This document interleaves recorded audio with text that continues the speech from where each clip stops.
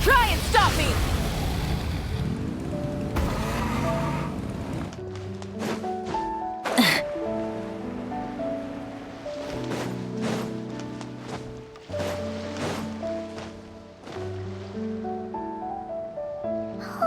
Do you think the others are making good progress? Hope it's all going smoothly. Oh, hey look! They made it back as well! Flint's! Llama! How did it all go? All is well, thank you.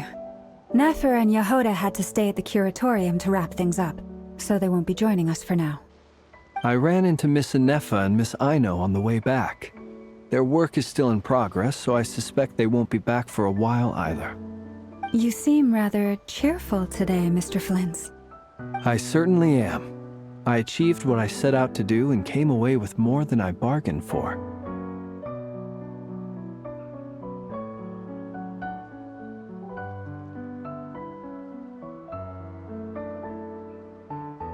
Fighting alone can get quite tedious, but I had the good fortune to run into a pair of brave young warriors. We meet again. How have you been? Albedo! What are you doing here? That would be a natural assumption to make. It's also the correct one. These two courageously lent me a hand while I was fighting the Wild Hunt. When they told me they were Servarka's colleagues, it all made sense. And given how people of outstanding talent tend to cross paths, it's no wonder you're already acquainted. So, who's your travel buddy, Albedo? Why don't you come and introduce yourself?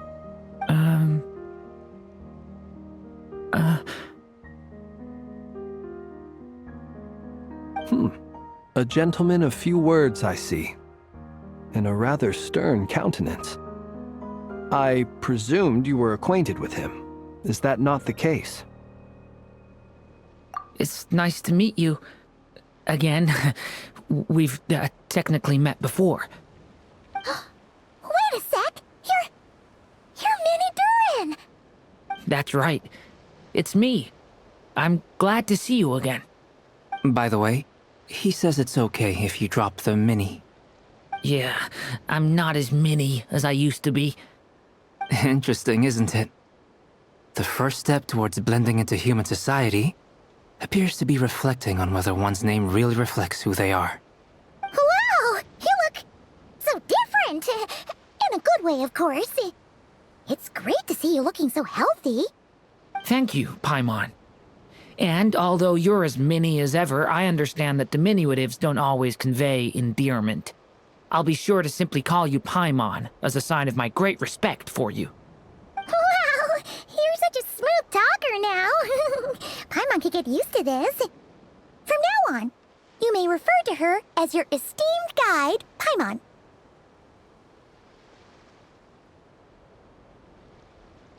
Personally, I think our little Paimon is the perfect size. When people call her Little Paimon, it's just because she's so adorable that they can't help themselves. If that's not a sign of endearment, what is? You're absolutely right, Miss Lauma. My brother still has a long road ahead of him when it comes to understanding human relationships. Anyway, speaking of long journeys, didn't Columbina, leave with you? How come she isn't back yet? She's been catching up with old friends. Wouldn't be surprised if she stopped for a cup of tea, or 10, on the way back. Uh-oh. People are talking about me. Hope it's nothing negative.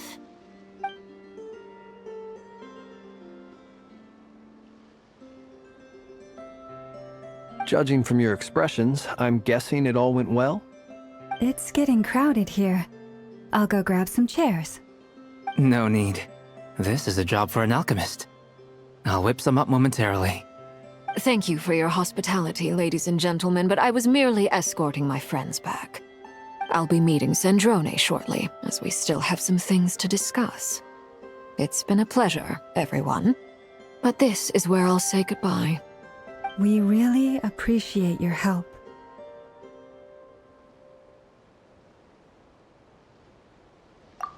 come on. Spare the formalities. I'm just glad I could help out some true friends. I understand. Well, bye for now, Harlequino.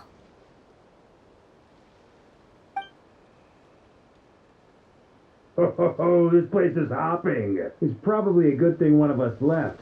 Otherwise, we might not fit all these people in. Are you saying we're about to run out of chairs?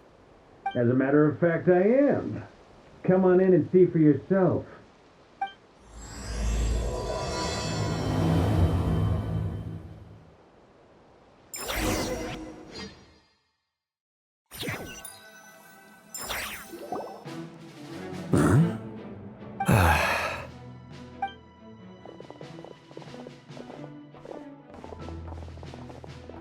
I overheard your little chit-chat outside, by the way. With Miss Columbina's colleague gone, we should be back to the original crew plus the other colleagues I brought in. Though, it looks like we have another new face. Someone else managed to rope in a colleague too?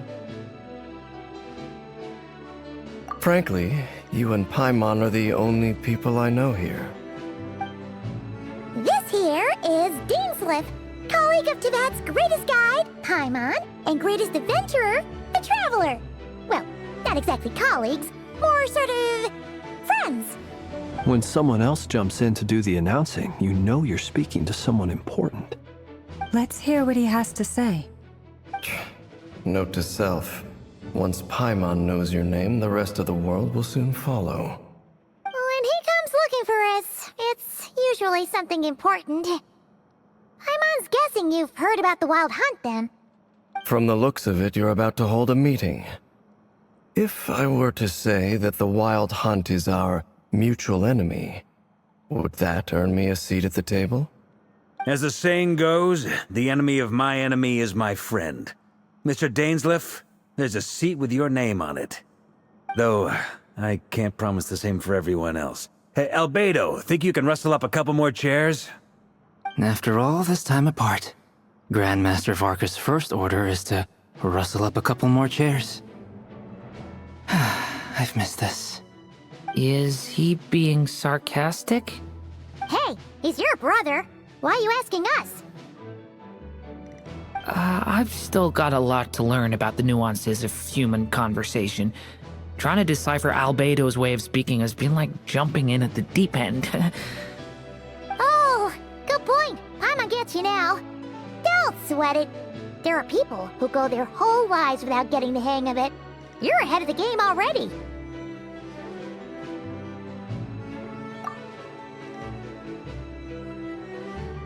I wonder what's taking Nefer so long. Perhaps you should go and check in with her. If anyone can hurry her along, it's you. I just got back from the curatorium. Besides, aren't you curious to see what's taking her so long? Miss Nefer doesn't strike me as the type to share secrets. And since gathering intel is her specialty, I'm guessing she'd prefer to keep her methods confidential. Under such circumstances, would it not be tactless for me to impose? Oh, but it's fine for me to impose. What can I say? You have an unrivaled ability to garner people's affection, Miss Moonchanter. Besides, you have far more in common with her than I do. All right then. Impressive. She barely fought back at all. I admire your powers of persuasion, my friend.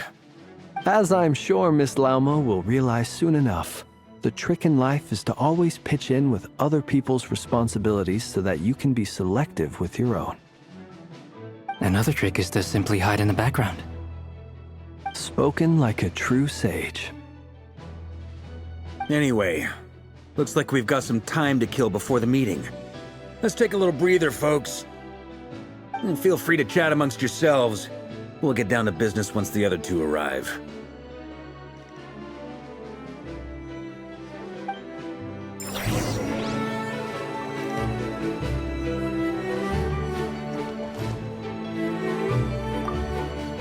You're both awfully quiet. Why don't I start us off with an icebreaker? Much obliged. Have either of you ever had your portrait painted? If not, I'd be glad to help. That sounds like a lovely idea. You know how to paint, then? I dabble occasionally. He's an excellent painter. Tables, chairs, people, dragons, you name it. He'll paint it for you. I'm flattered. If I ever get the chance, I'd like to give it a try myself. I'll bear that in mind. Anyway, how about you, Durin? What sort of portrait would you prefer? Oh, I'd be fine with anything. Whatever style feels best to you. Very well. Then I'll play it by ear. You can replicate any style I want? I can try. If you show me a sample, I'll do my best to match it. Thank you. In that case, I'll dig up some reference material for you.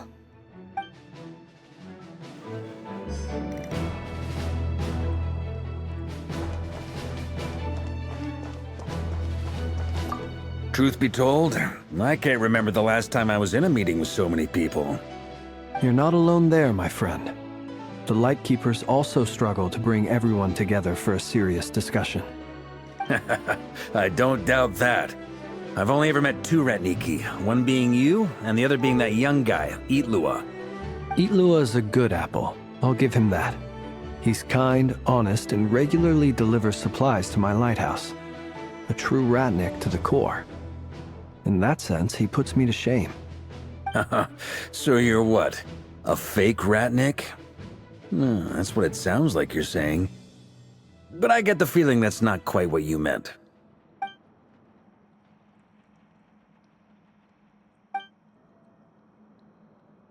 Come on, why the awkward silence? Sorry. I'm not even gonna bother trying to hide it. You've known all along, haven't you, my friend?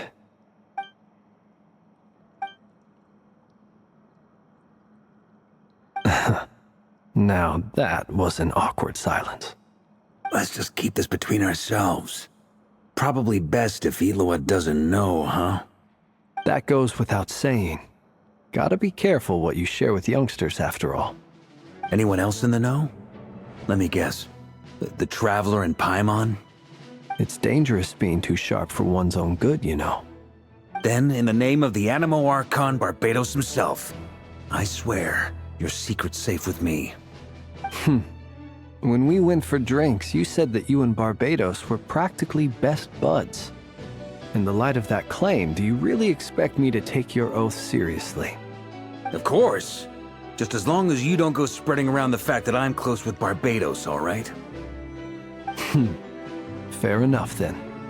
Nothing like a bit of mutual leverage to seal the bonds of friendship.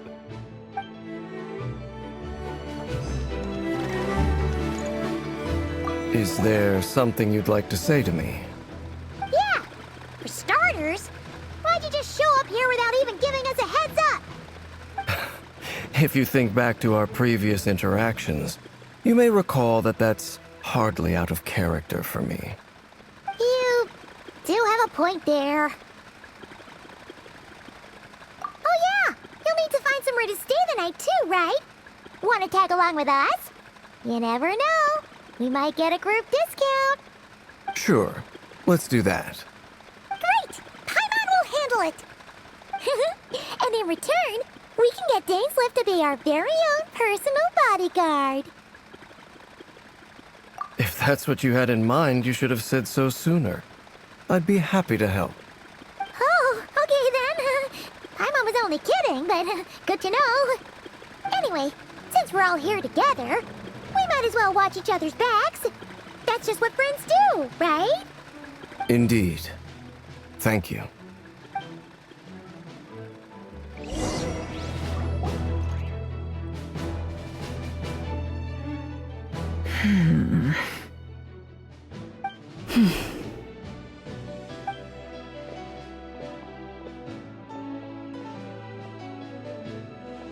Ah, Miss Nefer. You made it after all.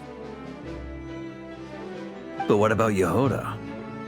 I'm here to give you an update on how things are going on our end. Once this is over, I'll be heading straight back to continue my work. I left Yehoda back at the curatorium to watch over things while I'm gone. Huh. So much for just this once. Shh!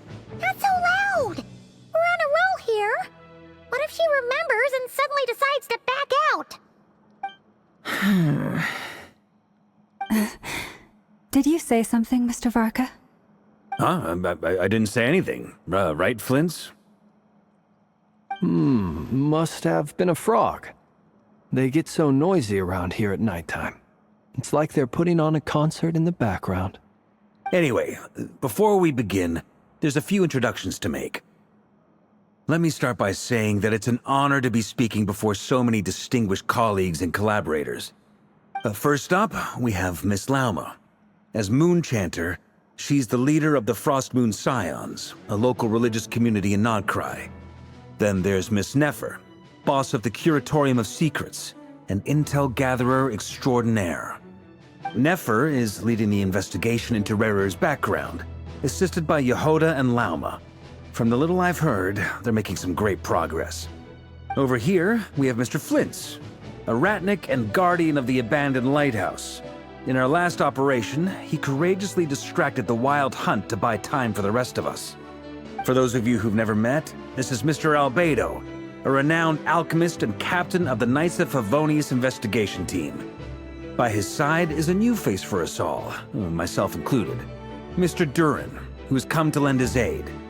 Next up, we have the Moon Maiden and former Fatui Harbinger, Miss Columbina. Then we have the Traveler, who's earned more titles than I could possibly hope to list out, so I'll spare you the rundown. And Paimon, the ultimate travel companion and quite possibly the best guide in all of Tevat. Wow! That's a lot of people! Great turnout! Miss Nefer, it looks like you might have another job coming your way, so, congratulations on the booming business, I guess. You think I haven't got enough on my hands as it is? Who's looking for me now? That would be me, Miss Nefer. I have a commission for you. And you are? Who I am doesn't matter right now. What does matter is that I'd like you to gather more intelligence about the Recher of Solnari. Well, it's not as if we never take on anonymous commissions. But in your case, I'll have to decline. I'm gonna take a wild guess and say your job's probably more hassle than it's worth. Something about you seems like bad news. It's my eyes, isn't it? Conrian, I assume. And what's with the mask? Are you trying to hide your identity? In any case, the fact that you're even still alive raises an awful lot of questions for me. My name is Dainsleif. And yes, I am from Conria. As I'm sure you're aware, the Recher of Solnari's real name is Rerir. He was once an acquaintance of mine. Really? Then you must have been quite an influential figure yourself. You flatter me, but none of that matters anymore. My point was simply to clarify why I have asked Miss Nefer to investigate Rerir's background. So you're both from Conria, and it sounds like you used to be friends? What am I missing here? Surely you already know how he became one of the Five Sinners. I'll tell you everything I know. The history of Conria, the names and identities of the Five Sinners. I remember it all like it was yesterday. I have never spoken openly of this before. But the truth was exactly as people say. The Five Sinners were each driven by their own desires, and it was by playing upon these that the Abyss tempted them to their fall, tearing Conria apart in the process. The visionary, Vedifenir, who wished to foretell the future. The wise, Haroptatir, who sought limitless knowledge. Gold, Rheindotter, who desired to create life. The foul, Surtologi, who pursued supreme strength. And last, but not least, Raker of Solnari, Rerir, Ravager of the Moon. Of the five, Rerir is the only one who remains a mystery to me. He never harbored grand ambitions, so what changed in the space of a single night? How did he come to fall like the others? In other words, you're saying that his change came as a shock to you, and you have no idea what actually happened? That's right. You mentioned how the Abyss tempted them, which led to their fall. But what did that look like in practice? And what other context can you give me about the events of that time? The more detail you can give me, the better. Strangely, now that it comes to it, I hardly know where to begin. The fateful night took place during the era of the Eclipse Dynasty. One day, my elder brother, the visionary, Vedifenir, was summoned to the palace by the Vinster King, only for the king to gouge out his eyes and cast him into the dungeons. When I came to hear of this, my fury knew no bounds. I gathered together every ally I thought I had, and together, we set a night to storm the palace and free Ved. Centuries on, the memories of that night still haunt me like a never-ending nightmare. We broke through the palace gates, just like we had planned, each striking towards our separate targets. But then, I was betrayed. Even Vedifenir, the very person I had come to rescue, abandoned me and partook of the Abyss's power. So, it's personal after all. Then tell me, Mr. Dainsleif, what price are you willing to pay? You, of all people, must know that nothing comes for free. I cannot say what price would be worthy of such a commission. But know this. Rerir was not always a madman.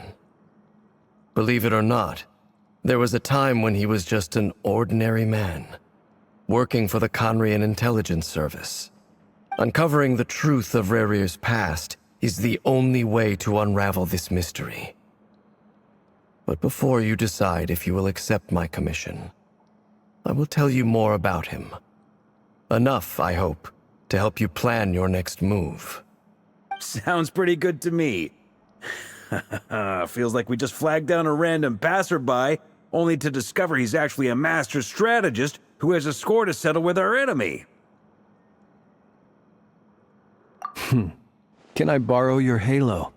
It could be useful in the lighthouse. Hey, enough with the wisecracks! Besides, isn't that lamp of yours bright enough already? Relax. It was meant to be a compliment. If that was a little over the top for your liking, I'll make sure to tone it down next time. I'll give your proposal some serious thought, Mr. Dainsleif. Let's speak in private once the meeting is over. Before that, there's a few things I'd like to share.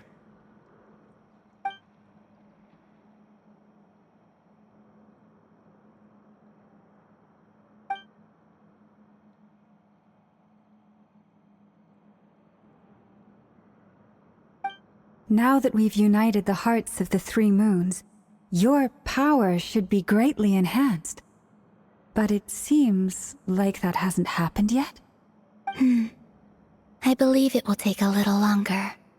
You've done so much for me, so I want to be completely honest with you all. Even though I'm doing a lot better now, the truth is, my recovery will likely be an ongoing process. From the moment I was born, my power has been slowly ebbing away. And that is because Tevat has never accepted me. Even with the moons united as one, it seems my rejection cannot be undone. So far, I have yet to find a solution. It may turn out to be a problem that will plague me until the day I finally leave this place behind. Even so, I will do everything in my power to help you drive out the Raher of Solnari. As Arlecchino put it, this is not about chasing the spoils of victory. It's just a gesture of heartfelt gratitude. Kutar.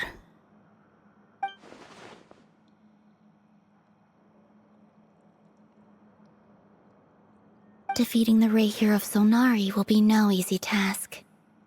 While my strength slowly recovers, we'll also need to gather more intel. Naturally. We should take all the help we can get if we hope to defeat him. We've considered several viable plans now, but our choice hinges on the answers to a few key questions. Is it even possible to kill Rahier? What experiences shaped the person or monster he became? And what's he really after? Given Albedo's expertise in alchemy, I think we should leave him to try and answer the first of these questions. Understood. As for the other two, I'm afraid we'll have to count on you again, Miss Nefer. Believe me when I say it's not my wish to burden you. But right now, relying on your skills is our only option. So you're placing all your hopes on me, huh? We can't thank you enough for agreeing to help us. Honestly, I can hardly believe how lucky we are. You sure have a talent for changing your tune, Miss Moonchanter. Timid like Yehoda one moment, then flinches insincere flattery the next. Ladies, please. I must object to your portrayal of me. That's all. Feel free to keep bickering. Just pretend I'm not here. I almost don't want to leave this room. I'm curious to see how this plays out. I have faith in you, Miss Nefer. Something tells me you'll stand by us until the very end. Oh? And what makes you so sure of that? What if I suddenly decide that my compensation is insufficient? This isn't about the money. I can sense that you've got a deep-seated distaste for Rahier. And knowing you, that alone is motive enough. Look at them getting along so well. Like two peas in a pod. And I'm the one they accuse of insincere flattery. There is no justice. Miss Lauma, you have to understand something. Unlike you, I don't actually enjoy having everyone's hopes on my shoulders. Is that right? Well, maybe the fact that I'm willing to put my hopes in other people says more about me than you. But the fact is, I also trust you.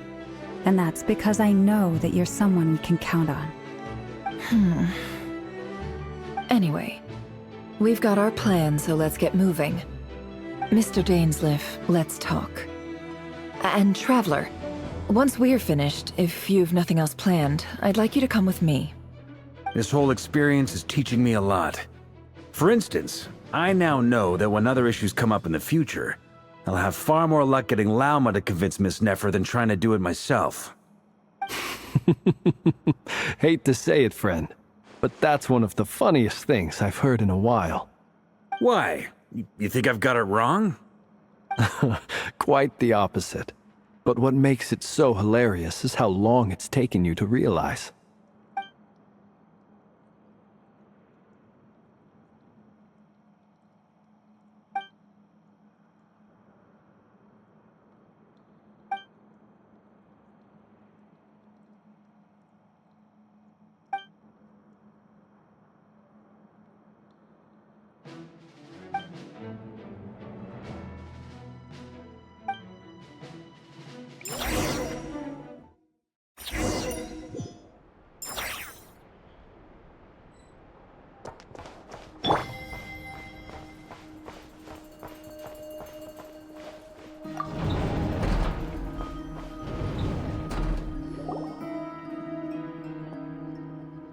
Thank you for waiting.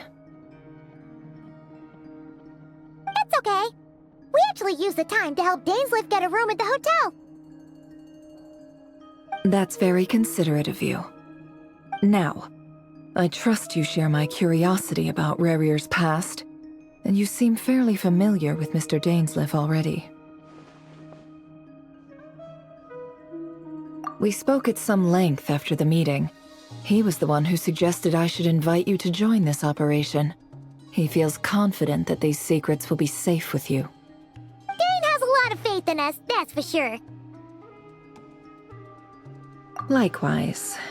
I appreciate that you got right on board without interrogating me about why I invited you. It shows that you trust me to explain everything in due course. That's because we know what you're capable of. We appreciate you too, Nefer. You might have been forced to help in the beginning, but this time, it was your choice. That's one way to put it. Another is this, that once a decision's been made, it's set in stone. After that, my only goal is to see it through. Alright, so here's how it is. I'm going to access Rerir's thoughts again using my confidential method. Now, I'm sure you've seen things like this before on your travels, so you're surely well aware of how dangerous it can be. The reason I've gathered you all here is to ensure my safety during the proceedings. I plan for us to enter the fragment of his consciousness together, and once inside, I will focus on searching for information. Think of this as a diving expedition into someone's brain. If I'm the diver, you are my safety equipment, tasked with keeping me alive while I'm under the surface. Once the ceremony begins, we will all be spying on privileged information. But in the interests of safety, you must remain absolutely silent at all times. We will discuss our observations after the ceremony has concluded. Lastly, any individuals of a weaker constitution are advised not to partake in the ceremony. In any case, Paimon has her own job to do, which requires staying in the room but not joining the ceremony.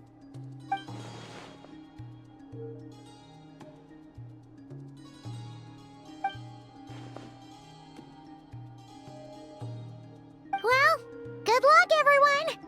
Sounds like all Paimon can do is cross her fingers and root for you guys. There's a little more to it than that. I was being serious when I said you have a job to do. While the rest of us are inside Rerir's mind, it's imperative that we have a team member on the outside. In the event that something goes wrong, you will be our first responder. I don't anticipate any issues, but the extra level of safety will be greatly appreciated. I second that. This is a dangerous operation here, and you're our whole rescue team. That's pretty much the most important job in the crew. So, Paimon's like the lifeguard? Yeah, that makes sense. All right, got it. Good. Please, take a seat. We'll get started momentarily.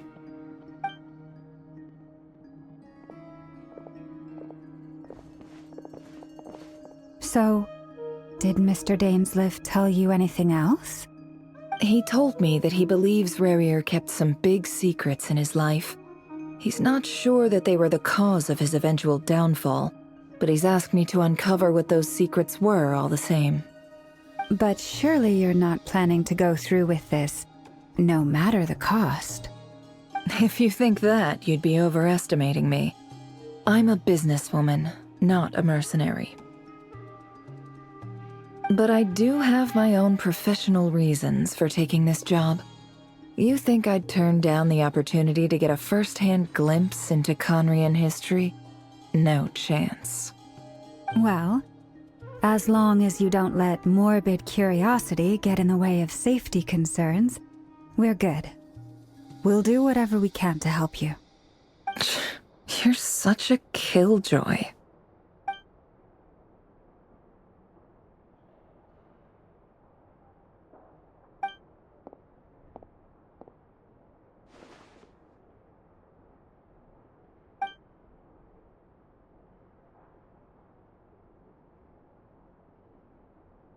All right, I'm good to go.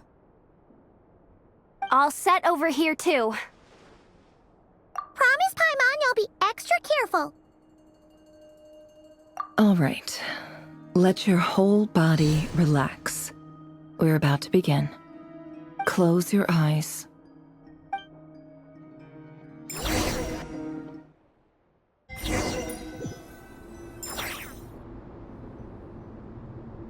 Phew. Could this be his office? Pretty standard setup. Bookshelves, paperwork, files. According to Dainsleif, Rerir used to be an intelligence operative. Chances are there's plenty of top secret intel stashed away in this room. Is this where you keep your secrets, Rarier? Can't say I'm not looking forward to this.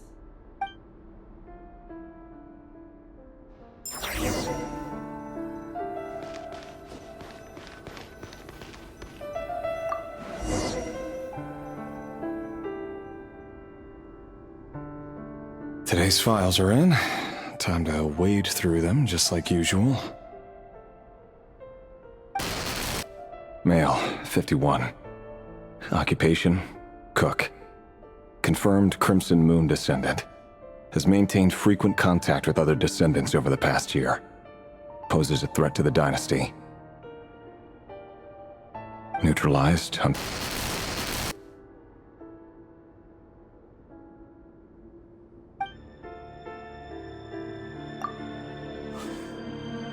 This one should be archived under purged targets.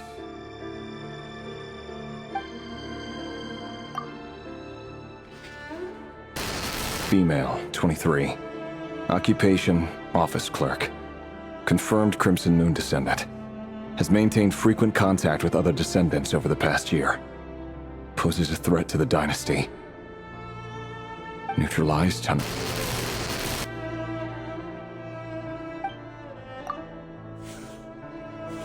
Another one for purged targets. Sounds like she was that other man's daughter. Never mind. What's it got to do with me?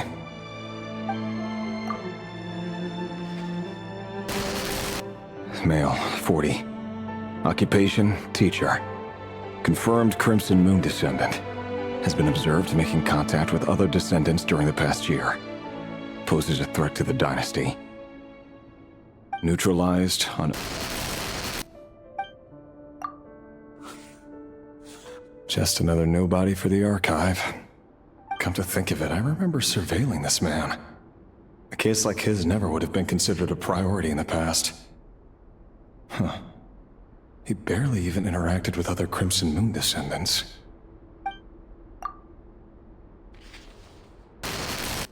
Female, 16. Occupation, none.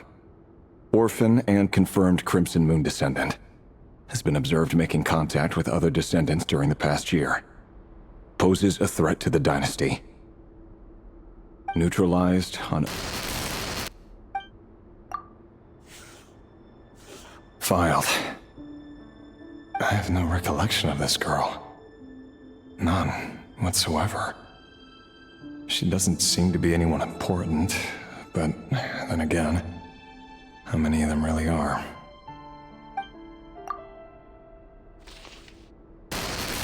Female, 13. Occupation, none. Orphan and confirmed Crimson Moon descendant. Neutralized on... Filed.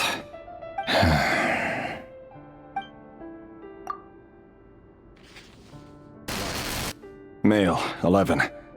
Occupation, none. Orphan and confirmed Crimson Moon descendant. Neutralized and...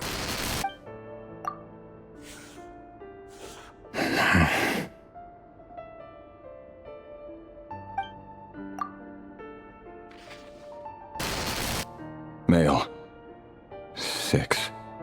Occupation, none. Orphan and confirmed Crimson Moon descendant. Poses a threat to the dynasty.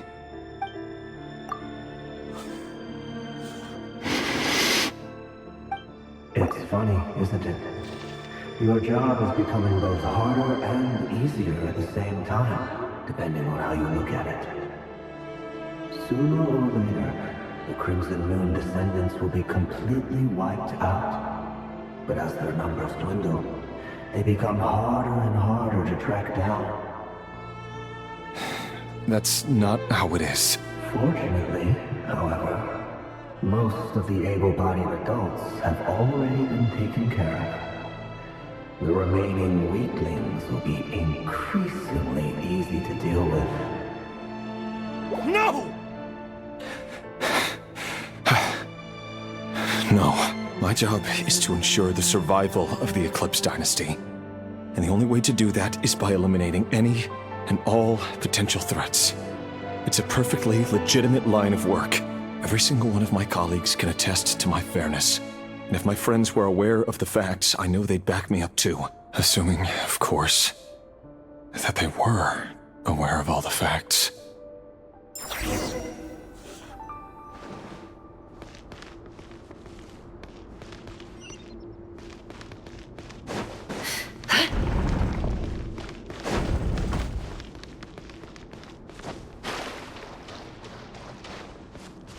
No more lies. Mr. Vedifalnir, it's been quite some time since we last met. Rerir, I trust you're here because you have something important to discuss.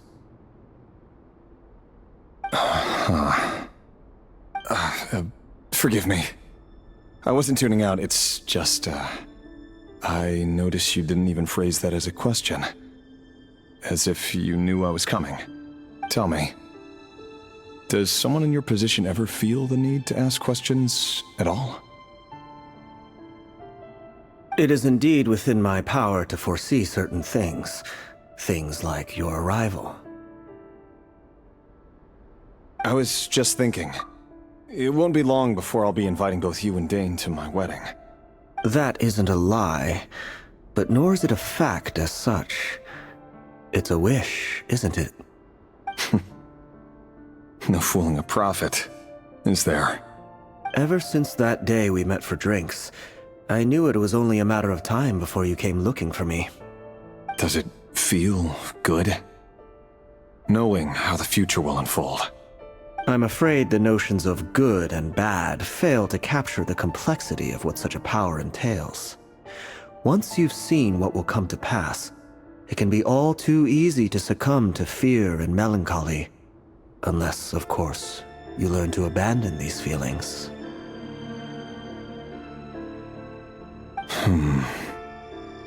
You fear my silence, and long to hear the words I left unspoken that day. That's right. You must have noticed my reluctance to broach the subject, and the reason is simple. Because the truth could never have lived up to your hopes. For both our sakes, such words are better left unsaid. The burden of prophecy was never meant for your shoulders. So who exactly do you deem worthy to hear your prophecies? None but our exalted king? Or rather, our king as he once was. You're closer to his majesty than I am. You must know better than anyone how much he's changed. You say that as though it is to my benefit. Yet precisely because of that, I dare not speak rashly. A king can turn out to be the most virtuous of rulers, or a tyrant more terrible than the most vicious of dragons. You are so wise and far-sighted, yet still you would have me live in fear of the unknown? You make a fair point. Especially given my silence alone was all it took to send you spiraling downwards. Very well then. Let me offer you some advice. And I say this not as a prophet or a visionary, but simply as the brother of your friend. For many reasons, there is very little chance of your marriage ending in happiness. If happiness is what you seek, you should find another fiancé.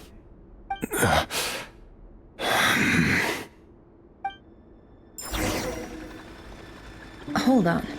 There's that same black fog again. Could this memory belong to Thelindis?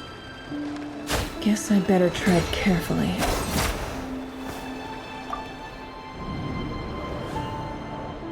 Wait. Hear me out. This time we finally got a clear look at his face and learned his true identity. His name is Rerir, and he claims to be one of the king's guards.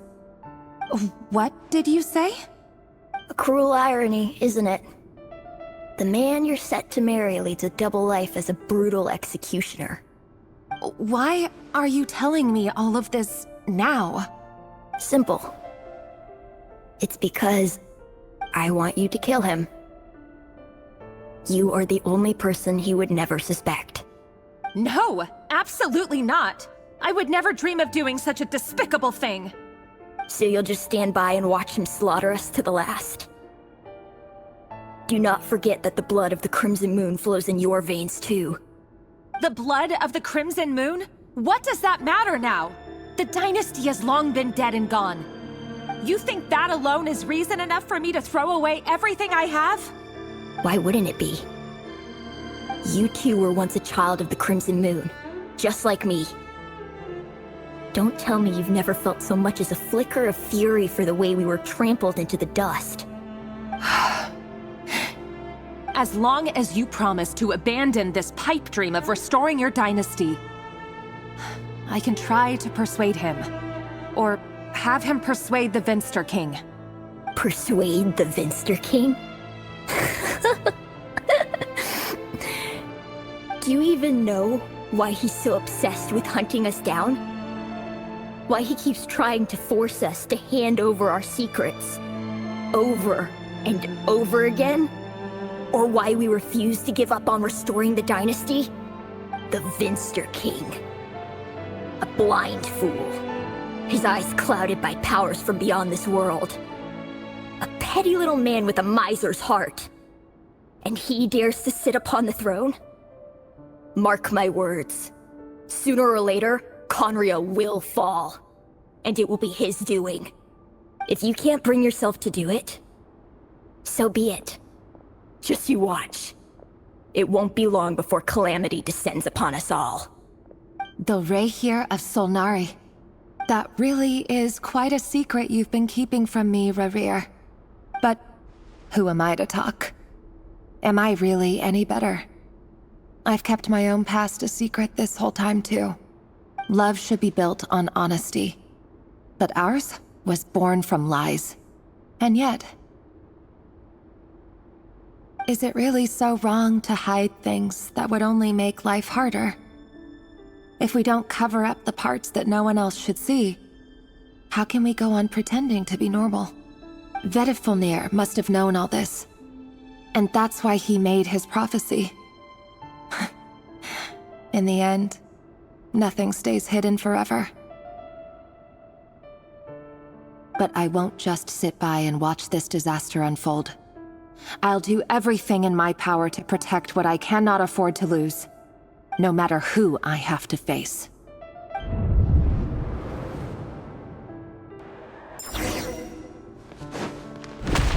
Huh? Was that Rerir who just walked past the window? Doesn't it give you the chills that he still takes the same road to work every day? As if nothing ever happened. Those people at the deli.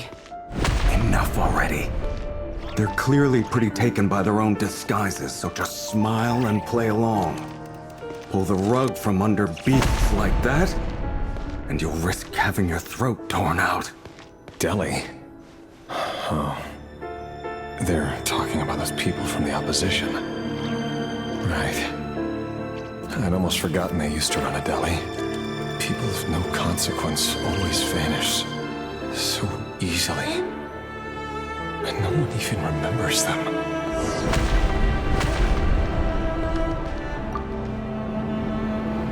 But surely you can see he's not the man he pretends to be!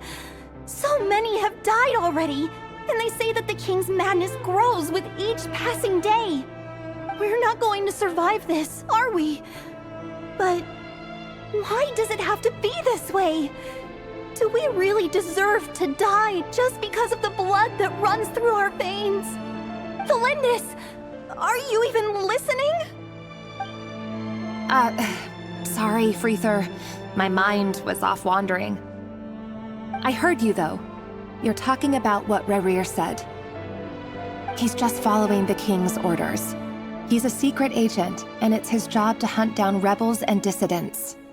By the time you first met him, he'd already taken lives. Maybe he was using you from the very beginning. No. Rerir has no idea I have anything to do with the Crimson Moon. My family are only distant relatives of the main lineage, and besides, my eyes are perfectly ordinary. Truth be told, apart from my teacher, pretty much no one knows I have any connection to any of it. It's been a long time since my family severed ties. But as Orlog said, who could possibly talk sense into that raving lunatic of a king? No one. I'll work something out. Trust me, I'm with you all. But for now, you need to keep yourselves hidden. Don't let anyone find you, anyone at all. Don't forget that Rerir is an Eclipse operative. You need to be extra careful when he's around. And when I am too. For now, don't come looking for me. And if anything happens to me, just act like we've never met. If even you can't escape this, what hope do the rest of us have? But after all this time together, surely he wouldn't lay a hand on you. I won't speak in his defense, nor can I give you a clear answer to that question. But I'll do everything I can to put an end to this. Here, hold on to this. If an opportunity to escape presents itself, take it. You'll be glad you took some spare change. You call that change? But what about you? I've got a job, and there's still money coming in. But you can't go anywhere right now. Please think about yourself for once.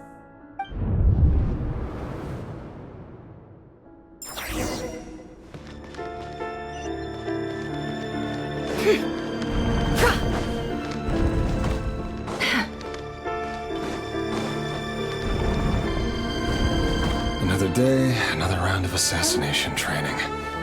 Training ground is just beyond this hidden passageway. When you kill a person, doesn't it bother you when you end up covered in their blood? Why would it? Aren't we all just walking blood bags? But not everyone is accustomed to hunting down others like prey. You've been a hunter for so long now, you seem to have forgotten that most people don't just go around killing one another. Leave me alone.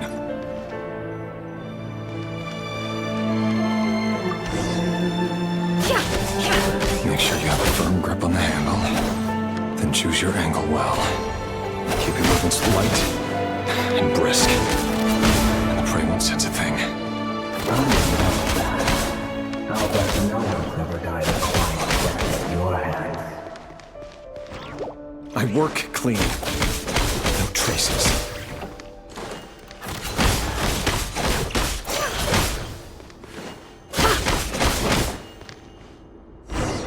That doesn't make it open to the sword, though. The king just happens to need you right now. What if somebody doesn't? That won't happen. He's changed. Ever since he showed himself that power. In the beginning, he only had you take out a handful of it. The ones I've dealt with have always been guilty. And I've carried out my work flawlessly.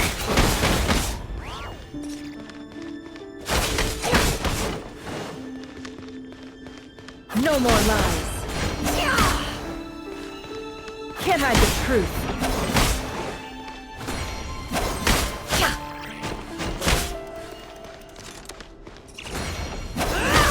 You know why Olympus comes to such proposals, don't you? Was it because he didn't trust you? Or something else?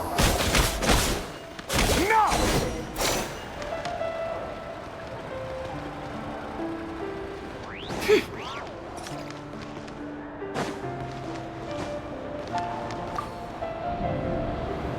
Delindis, do you still remember Orlog? Orlog. The boy who was pretending to sell flowers. You spoke for quite a while, didn't you? Yes, we did. What about him? He was arrested 2 days ago. Chances are he's already dead. He... I just don't get it! After everything he's done, why do you still stand by him? Or does it mean nothing to you that people keep dying? No, that's not... Just hear me out. I need to go now, Delindis. They're looking for us. You take care too. If you ever need a place to hide, come find us.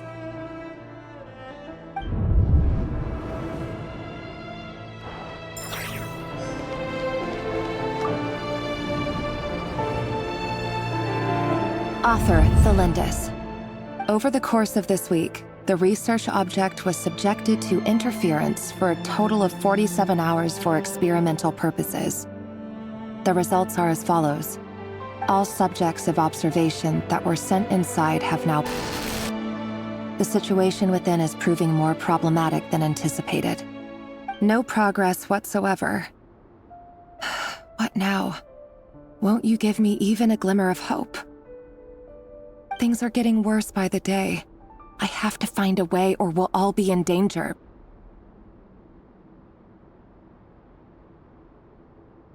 But I...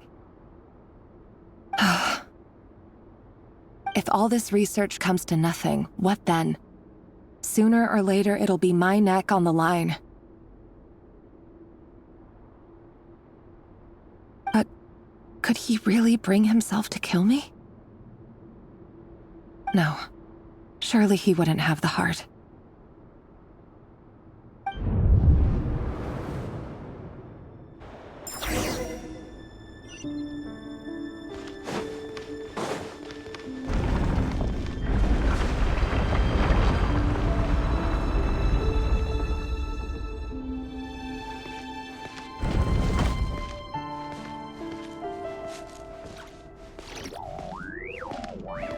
Why won't you just let us go? We don't even know each other. All we want is to live ordinary, peaceful lives. You want to live?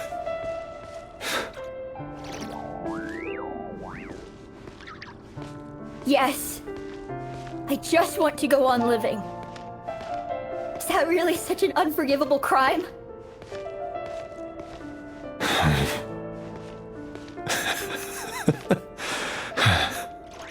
You want to go on living. I want to keep living too. To keep living forever. That's why I have no choice but to continue on the path I'm on. If only some savior would suddenly swoop down and change the way the world is. Too bad that's not going to happen. Imagine that. If there really were such a person, you and I wouldn't be standing here like this, would we?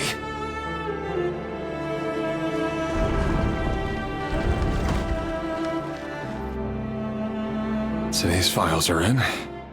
Time to wade through them just like usual. No, I don't get tired of it. It's my job. And not only am I lucky to have it, I'm good at it too.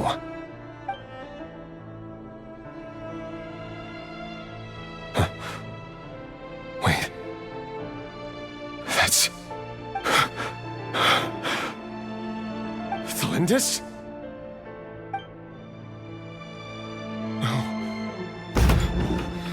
No! No! Why?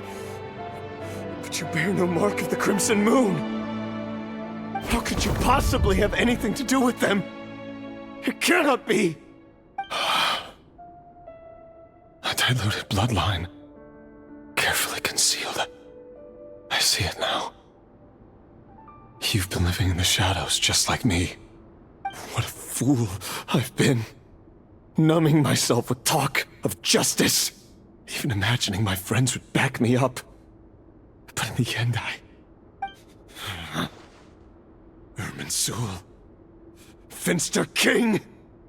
How far are you going to take this? From the direct bloodline to secondary offshoots? And then what? Today it's the descendants of the Crimson Moon. Who will it be tomorrow? Will you not rest until everyone down here is dead? No. This cannot go on. This is where it ends.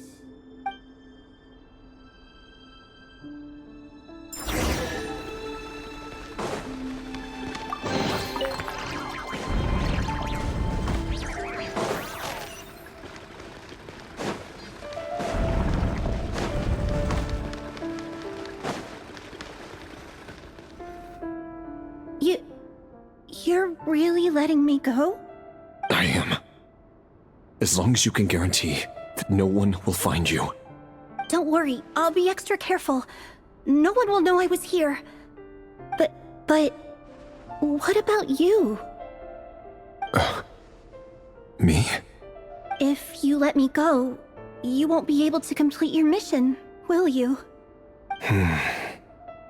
Good point. In that case, maybe you should stay. No, please! I just want to see the outside world again. To... Go on living?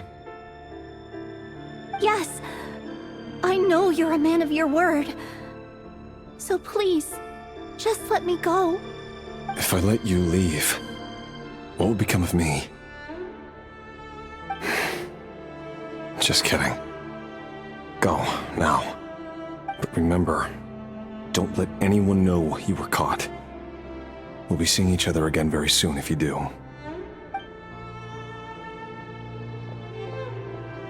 Even shadows in the dark must live by a code. But you can't save everyone. You've been whispering in my ear for days now, Vedifalnir. What are you trying to do? Break me down? I only say this because you long for an answer to your problems. Let her go, Rerir, or you risk losing everything. I will not abandon Thalindis.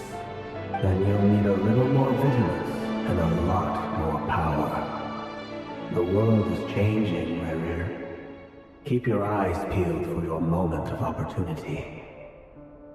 That voice used to be so unclear, but now I know exactly whose it is. It's Vedifalnir. He won't tell me how to actually resolve any of this, but he keeps trying to manipulate me like a puppet. What's his game here? Tell me then. What will this moment of opportunity look like? And... no answer. He's like a ghost. Always disturbing me when I'm on edge, but never answering when I need him most.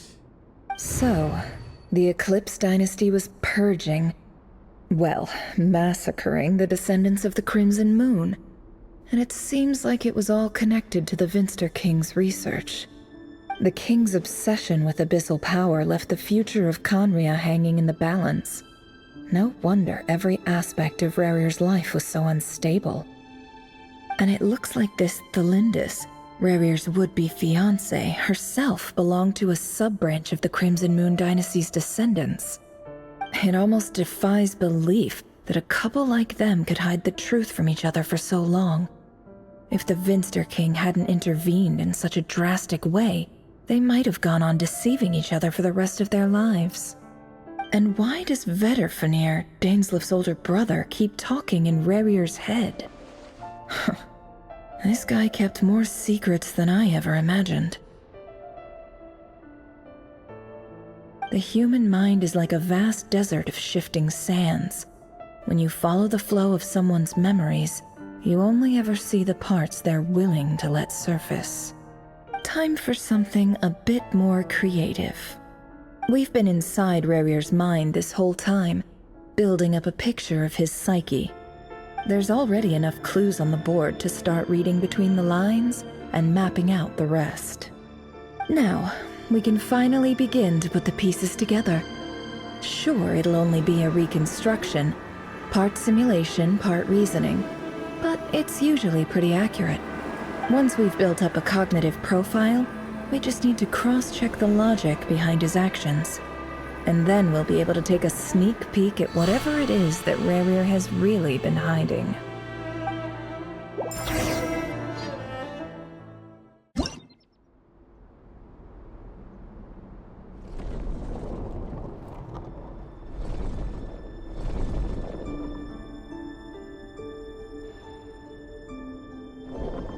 Rerir, are you there?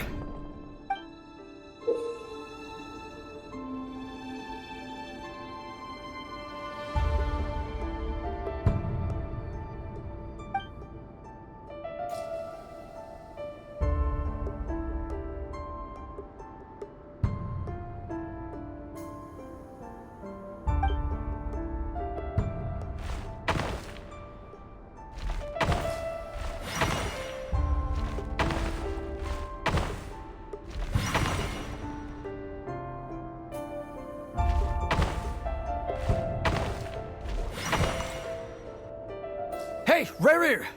Come out, it's urgent! Dane? What's wrong? Quick, come with me. I'll explain everything once we've met up with the others. Okay. I'll come. But the Lindis is still over at the Universitas. I'll need to leave her a note. All right then, but make it quick. I've never seen Dane so worked up before. Whatever this is, it must be big trouble.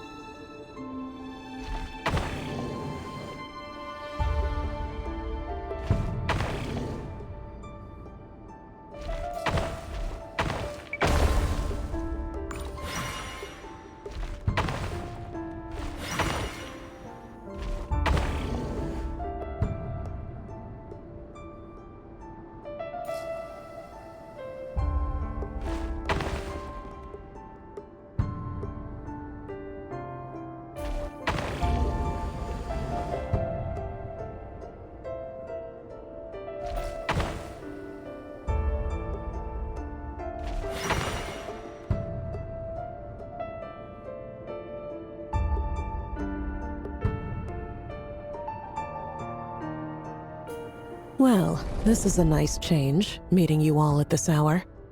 When men and women of ambition can speak face to face in broad daylight, I say that's a big step forward for our dear Conria. Don't be ridiculous. We do not fear the day. Why would we seek refuge in the night? You might ask your blade that same question. I'm told it prefers the cover of darkness. The word on the street is that Sertologi only strikes when he has an unfair advantage. But that is patently false. I see you're missing an arm and a leg. Surely only a fair fight could explain that. If this is your way of offering me replacement limbs, believe me, I'll take them. Oh, we can certainly discuss that. With bioalchemy, anything is possible. Assuming I have your full support in my research. Lunatic. Robtatir, what brings you here? Why, Dainsleif, of course. He invited me. Please, cast aside your apprehensions, Miss Rhine-daughter. Whatever the rumors may say, I am but a humble servant of the king, and I can assure you he affords me no greater convenience than he does you. Well, the Universitas Magistrorum won't stop fawning over you, so at least some of the rumors must be true. You're clearly doing well for yourself, so drop the humble servant act. it endears you to no one. You're president of the Universitas Magistrorum, the chief royal mage known as the Wise by royal appointment, and by far the most favored among the 4 pillars of Conria. Vice President Veit doesn't even try to hide his envy when he sees you. My success is the product of hard work and good luck. It's as simple as that. Were the king not such an extremist, I hardly think I would have received a senior post at my age. Of course, no job is without its gripes. Serving a king like ours can be a challenging task, as I'm sure you can imagine. And as for Efterveit, in missing out on the presidency, he's dodged a mountain of stress. Like everything else in life, it comes with pros and cons. You're all here. I apologize for the short notice, but it was an emergency.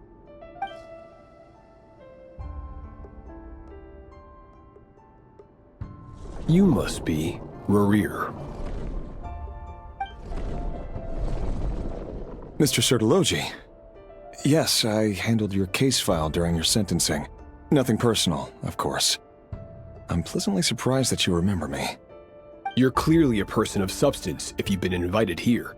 But Dainsleif, you'd better have a very good reason for convening this little gathering. It's my brother, Vedofenir. After he spoke at the court this morning, the king was so infuriated by his words that he had him blinded in both eyes and thrown in prison. Vedofenir in prison? Strange. I thought the king trusted him and Horoptatyr more than anyone else in the world. Does this mean the king's circle of trust just got even smaller? It has nothing to do with trust. It's about what the king wants, which is as clear as day to anyone paying attention. I simply appease him, because it's in the best interests of the Universitas Magistrorum. And also because you're slimy. Vedofenir, perhaps less so. But still, a visionless visionary? It rather inclines me to think that qualifications are not what get you ahead in Conria. Do you honestly think this is an important discussion to be having right now? Dane, what are you planning to do? Rescue Vedofenir, I assume. Correct. It will mean storming the palace by force. Tonight. I need all of you on my side. That's far too dangerous. And don't forget, Dainsleif, you're captain of the Royal Guard. You swore an oath to the throne. Hmm? You've been planning this for a while, haven't you? I have no desire to commit treason. But whatever critique the king may have of Vedofenir, disfiguring your most loyal subject for putting the best interests of his court and nation first, this is not the conduct of a wise ruler. My blade will force the king to see the error of his ways. So, Vedofenir's prophecy enraged the king. I'm sure it wasn't what he wanted to hear, but if he won't take counsel even from the visionary, that is deeply troubling news. The extent of His Majesty's madness is now all too clear. The question is, how does a man like me get out of this situation unscathed? You have noble ambitions, Dane, but I'm afraid they don't do much for a guy like me. I'm not interested in saving the world. All I want is a letter of pardon. A letter of pardon? For whom? Thelindis? The chances of the Vinster King issuing a pardon for anyone connected to the Crimson Moon seem vanishingly slim.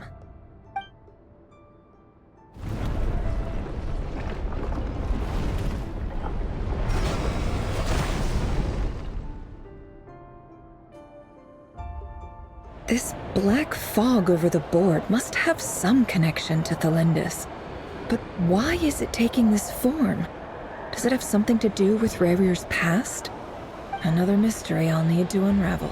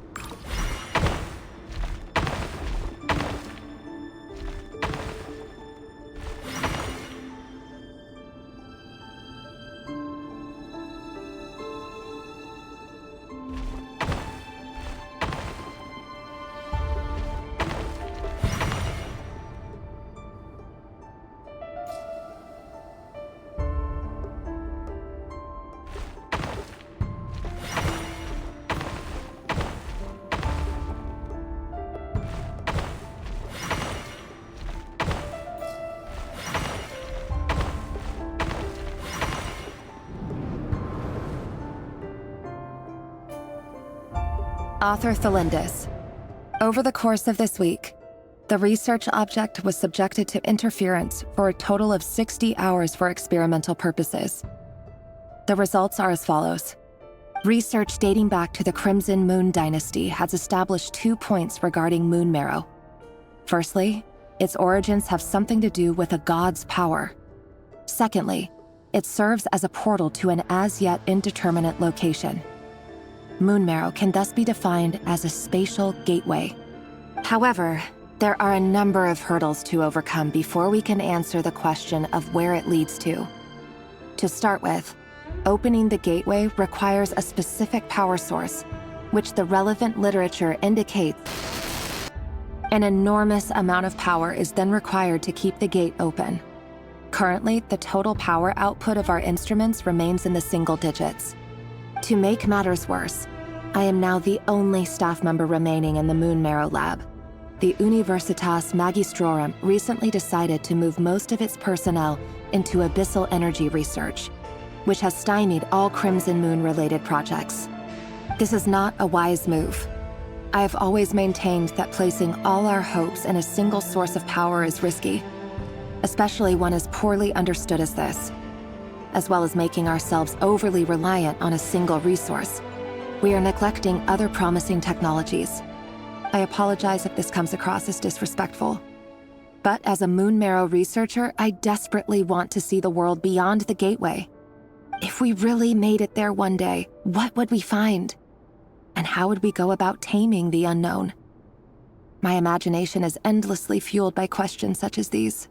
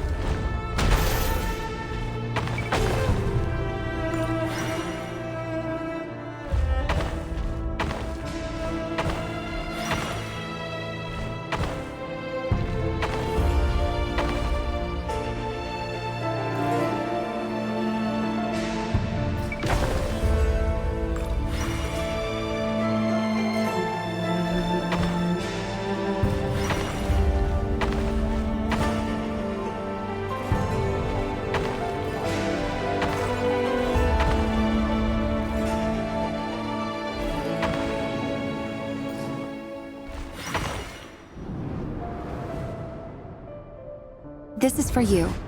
I heard you're gonna leave the city with your parents. Thelindis, did you hear about what happened? I've heard nothing. Rerir got back very late last Friday, and he was acting a little unusual, but he slept pretty well, so I'm guessing whatever he did was a good deed.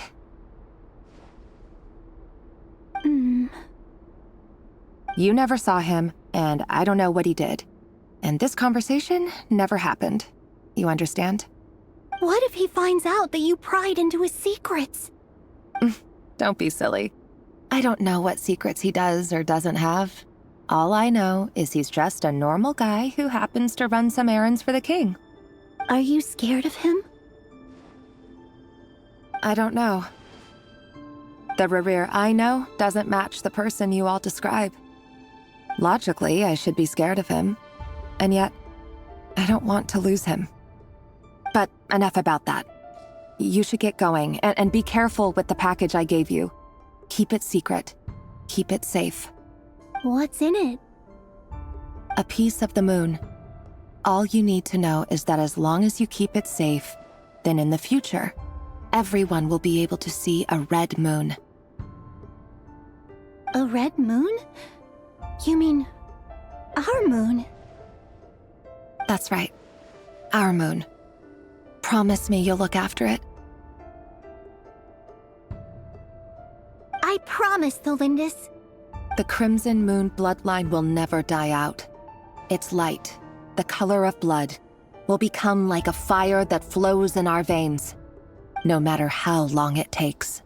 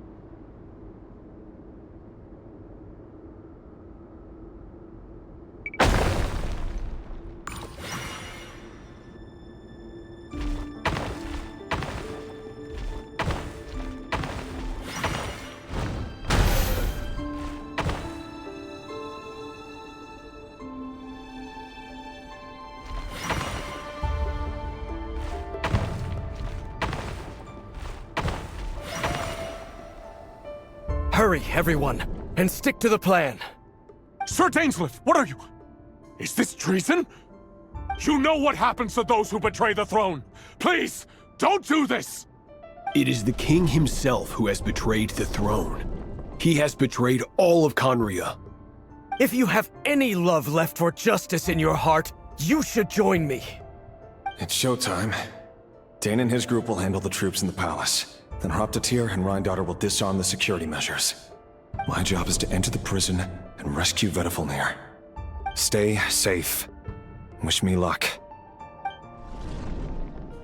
Look after my brother.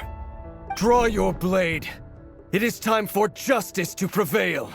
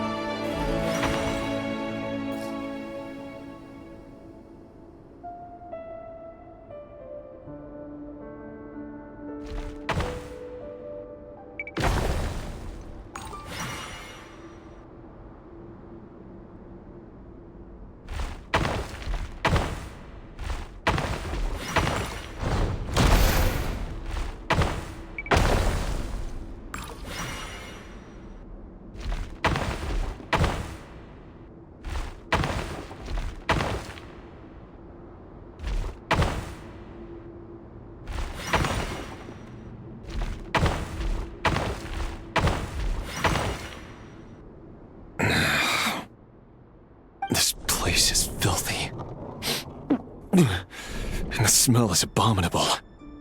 Clearly, the king doesn't allow his prisoners a single shred of dignity. This is dire. Found you. Hello, Mr. Vedafilnir. Ah, it's you.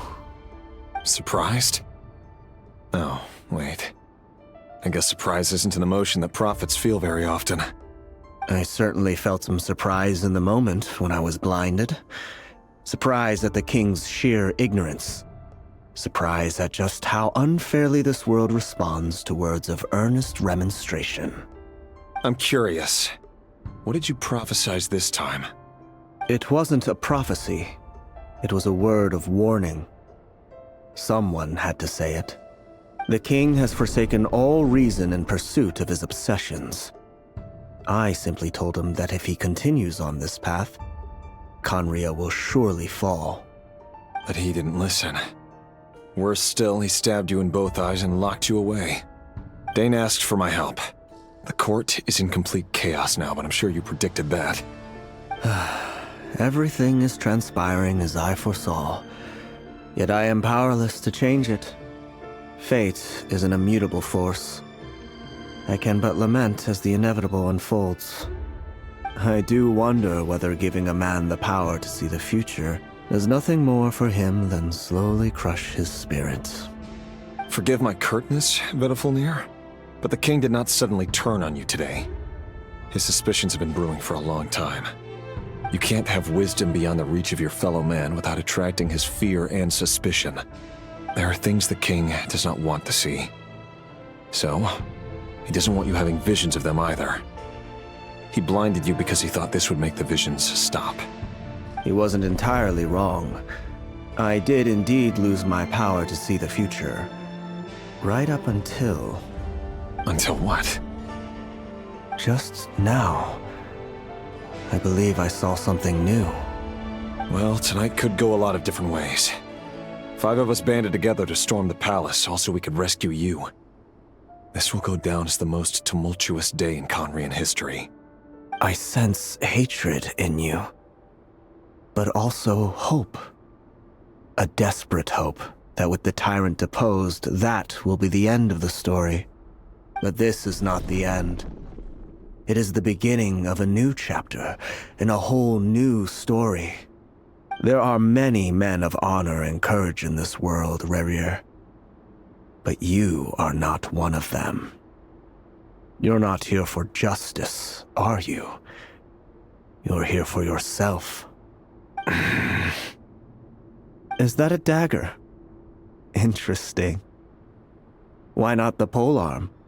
It was always your weapon of choice. With your abilities, I don't doubt that you were able to recover some of your sight. But I also doubt that you want to make an enemy of me right now. Of course not. We're on the same side, aren't we? We could be. But I need you to be honest with me, Vedafilnir. At this point, you're my only hope for the future. You mean your future? With your beloved, Felindus? Yes. And I know there are bigger things at stake here. A dynasty, a nation, maybe the entire world. But forgive me, I care first and foremost about myself. I can't abandon the one I love to save myself. I just can't do it. But you see a broader picture of the future than I. You see the solutions to the biggest problems of our age. So tell me, what is my solution? What's the answer? In matters of fate, answers are either right or wrong. What will be and what will not. Maybe you are willing to pay a certain price in the pursuit of happiness, but unfortunately, fate does not negotiate. That is the cruelest thing about fate. It is unmoved by your sacrifices. That can't be true. I know it's your voice that I keep hearing in my head, urging me to see how the world is changing, to seek more power, so I can protect the things I love. You show me disaster, but you won't show me how to avoid it? Why? Why are you doing all this? My voice. In your head.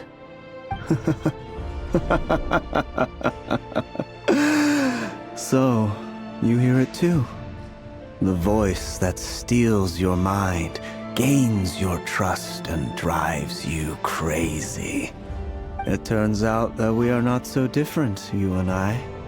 Vedifilnir just broke into the strangest smile I've ever seen in my life, as if he'd discovered some monumental secret. But then he suddenly switched to looking extremely weary. Very well then. My advice to you is as follows.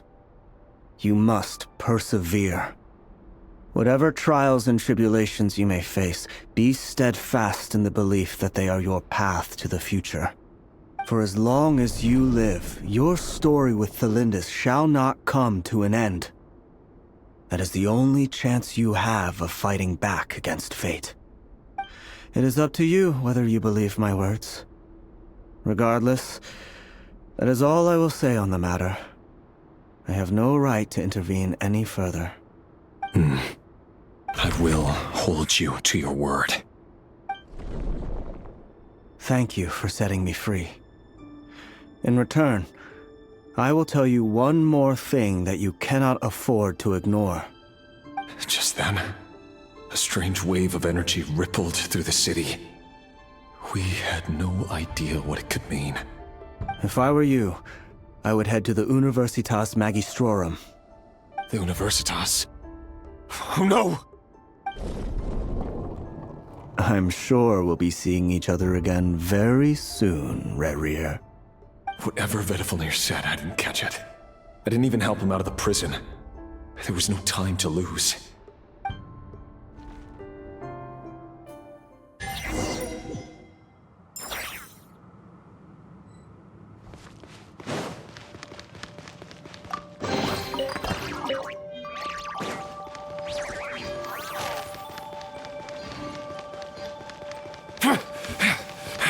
Monsters? Is this Rhine-Daughter's doing? Or the Universitas Magistrorum? Out of my way! Bow your head.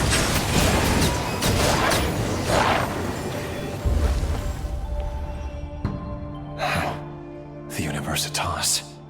That reminds me of a rumor I once heard. Allegedly, the king installed secret mechanisms in the palace and around the city. No one knows where they are or what kind of power they hold. But if they were ever going to activate, it would probably be on a night like tonight. Help! Help! Hold on! Don't let them anywhere near you! Save me! I can't! Ah! That sounded like an explosion. So, the rumor is true?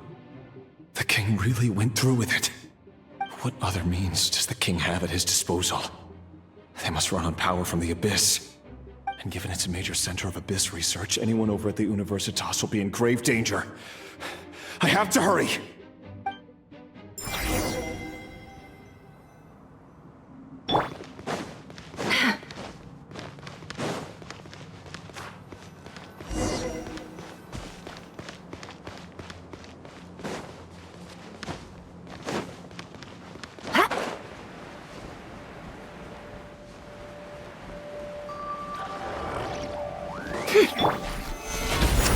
Illusion shattered! Rise with the sun! Light of the blazing sun! Settle down!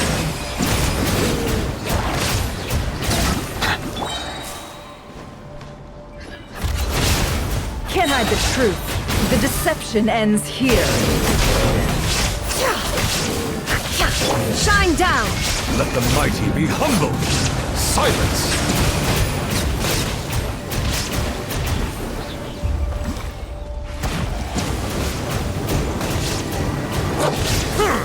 Illusion shattered!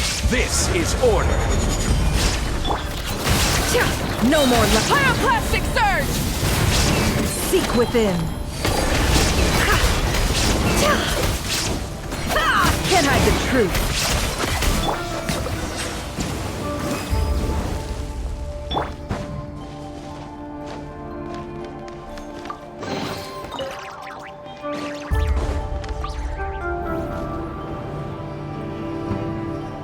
Monsters. At the Universitas Magistrorum? Why now? no. They're coming. It's no use. The table won't hold out much longer. The weapons. Where are the weapons? Of course. All the lab equipment was upgraded after the inspection last week, but the new weapons haven't been allocated yet. I'm done for. Is anyone there? I need help! Ah! Stay back! Please stay back! Please!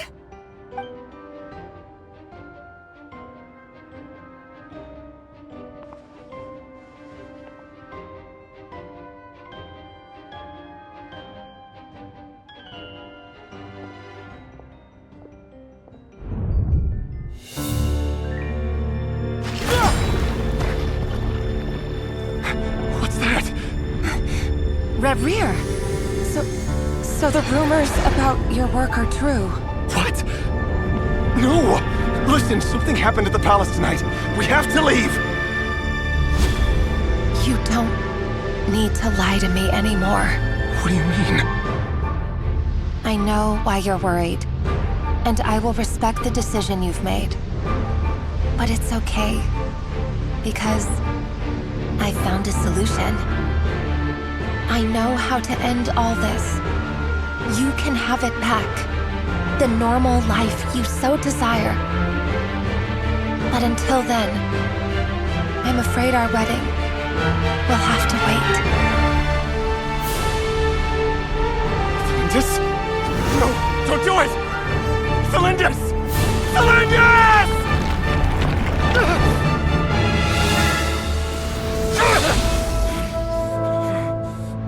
I told you, Reverie. Let her go. You will find someone better. No! I won't do it! I have to save her! By what means exactly? A lowly pawn. You lack the power and the strength of will. Do you know a way? Tell me! Come to the palace. Join us.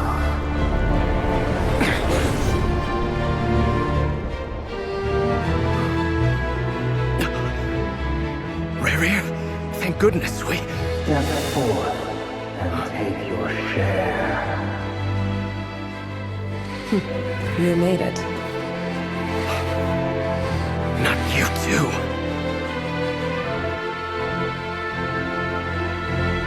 Hatred or grief, despair or desire. We all have our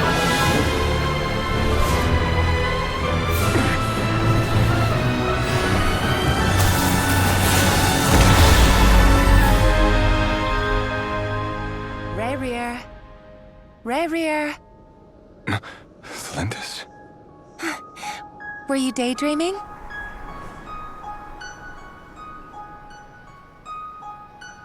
You still remember, Reverie?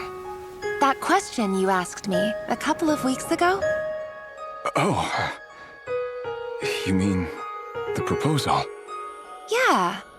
I'm wondering, where do you think would be a good place to discuss it? Maybe in the garden? Or were you thinking a fancy restaurant? It's your choice.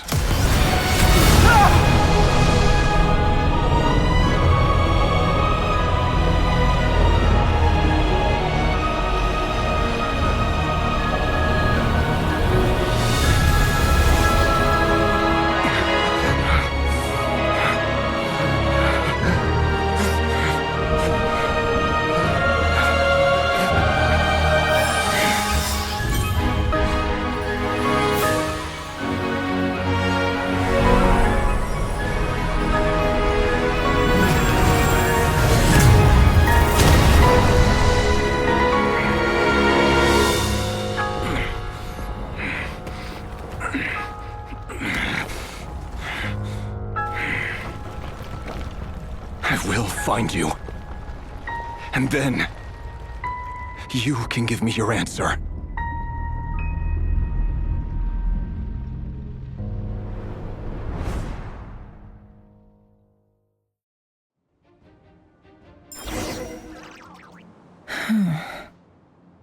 So that's how the Raker of Solnari was born. A monster created by circumstance is a monster all the same. Viewing other people's thoughts for too long can get uncomfortable. Right now, I'm feeling a strong sense of loathing. In a nutshell, the story of Conria is what happens when the truth falls by the wayside. Everyone tells little white lies, and before long, you have a huge pack of lies that destroys everything. Whew. Time to get back. His past is filled with sorrow, but the tale of any fallen civilization is one of endless tragedy. Cruel as it may be, that was...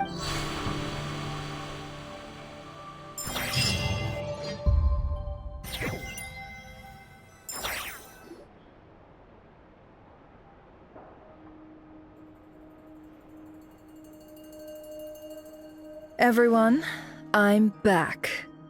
Can I get a standing ovation? Never! How are you holding up? Feeling okay? She's fine. Boss is a pro. Yes, I'm fine. You will have seen the events of Rarir's life through my thoughts. It's now clear that he is just a regular nobody, driven by personal tragedy, as he said himself. I mostly agree. There's only so much we can know about him from his memories alone, but they did give us a clear glimpse into his life in Conria. However, I would not consider Rarir to be a nobody. He was deeply involved in the events of that era. Yet, when the catastrophe of a generation strikes, nobody is safe. Sounds to me like you're speaking in riddles again. Is this you urging me not to abandon the people of Nodcry in their hour of need? That's not what I meant. Although I do hope you choose to remain a part of the plan. Without you, the mission ahead will be all but impossible. Then try to remember that I respond better to the carrot than the stick. And I don't appreciate being bossed around. Now, as for you, Missy, you were excellent. You stuck to the rules of the ceremony and kept your mouth shut the entire time. Bravo. Cool. So, can you fill me in on the deets now? Most of what I saw went right over my head. Patience. You'll hear the whole story, don't you worry. But let's meet up with the others first. It will save me narrating it twice. Yehoda? Yes, boss. Let me get that door for ya. That's more like it. For a moment there, I was worried you'd forgotten about the first clause of your employment contract. Forgive my curiosity, but what does the first clause say? It says I gotta do the annoying stuff that boss is too lazy to do for herself. Like opening the door, pouring the tea, yada yada. Is that right? If something is in the contract, it's because she willingly agreed to it. Rest assured that the Curatorium abides by the very strictest of labor policies. You don't seriously think I'm cruel enough to treat her like my slave? In any case, I've hardly shied away from my share of the work today. Hope I don't catch Flintz and Varka lounging about in their chairs, enjoying a leisurely cup of tea. There's nothing I dislike more than other people enjoying themselves while I'm hard at work.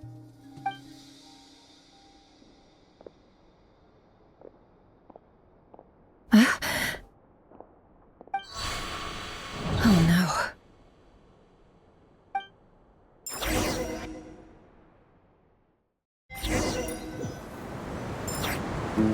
Sorry to disturb you, but we seem to have run into some trouble. Evidently so. Don't worry, I'm not about to leave you to fend for yourselves. I'm not that kind of boss. And it would go against the Curatorium's labor policy. I'm sorry? What did you hear me say? I wasn't talking about labor policy. Wait. How long have I been standing here? Not long. You just appeared by the door a moment ago.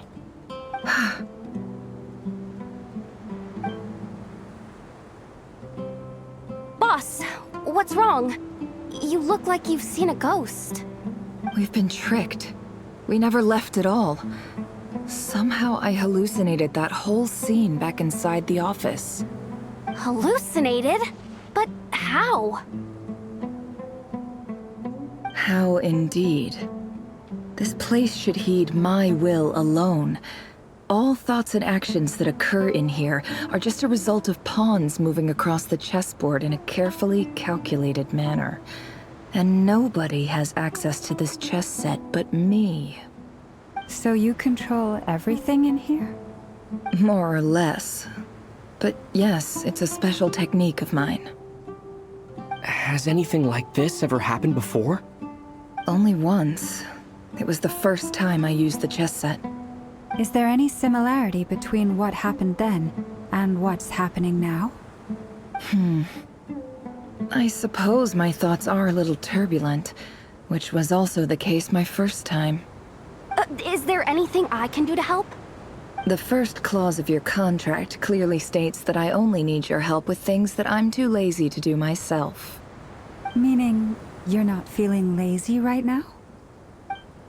Meaning, this is not something Yehoda can help with. The chess set is a personal treasure that I alone understand. I must be the one to find our way out of here. Boss, it's fine. Really. Let me do something useful. Oh, listen to you. Whatever would I do without you, Yehoda? What? Really? Yes, really. Where would I ever find another employee as obedient and servile as you? God forbid anything ever happens to you. Oh, okay.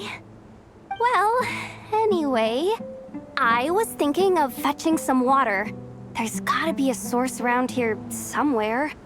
I suggest everyone finds someplace comfortable to take a rest.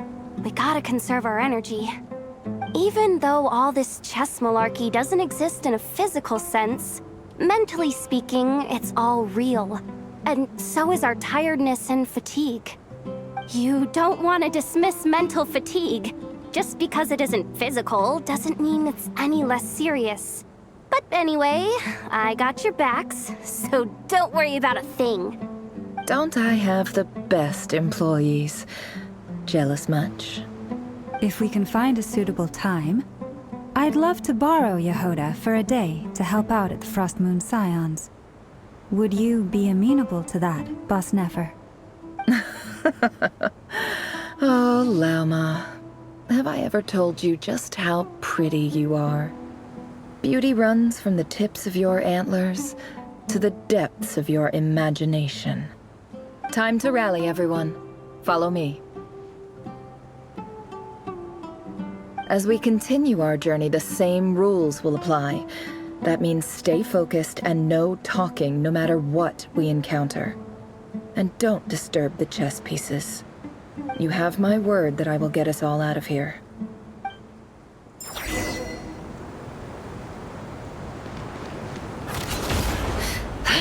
No more lies.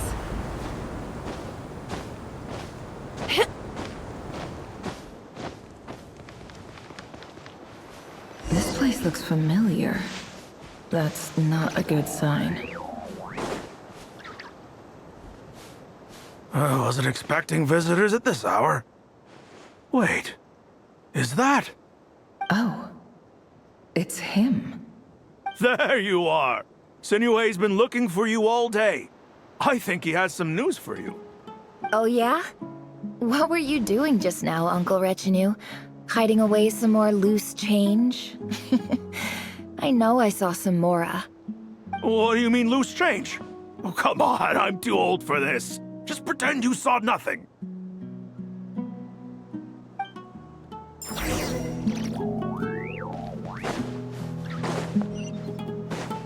Can't hide the truth.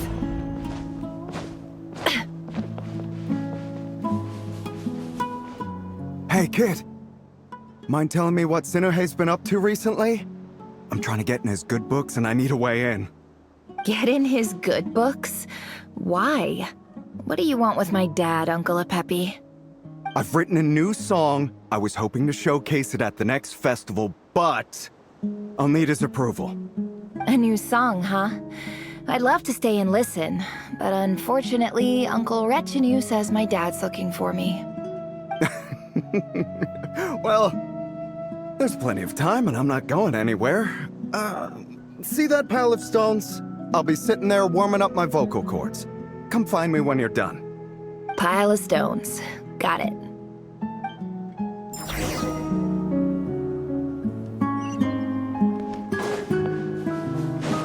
No more lies. It all adds up.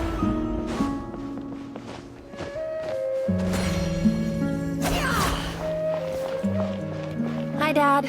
Uncle Retinue said you were looking for me. Ah, there's my little princess.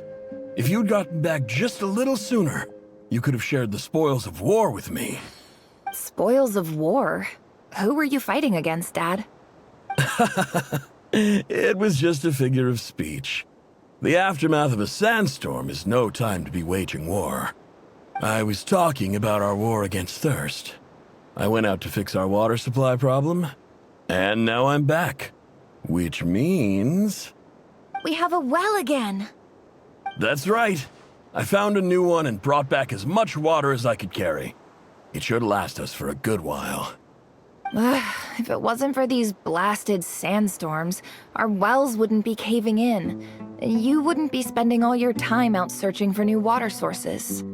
As the chief of our tribe, I'm supposed to be leading us out of hardship and poverty, onto better things. You know how prosperous our ancestors were. I've told you all the stories. And look at us now, squeezed into these hovels. No one would choose this, if it wasn't for the endless wars over the years. But things are looking up. I started working with some folks from the academia a few months back. They gave me some contacts in return for my assistance in the desert. So you're the academia's helper now? Special ambassador, they call it. Think of it as a partnership. It's nothing bad, okay? We've been isolated here in the desert for too long. Seeking opportunities elsewhere is the best thing for us, and the fastest way to progress. So, do you get anything good out of being a special ambassador? Of course. My luck's improving all the time. One day, I swear I'm gonna lead us out of this place. We'll find somewhere new. Somewhere better.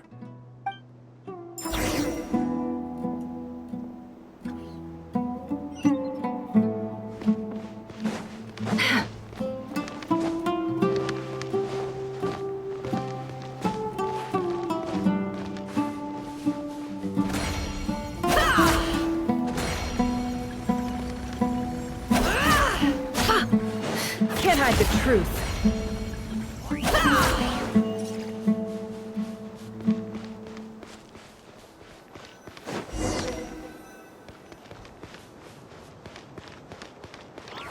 It all adds up.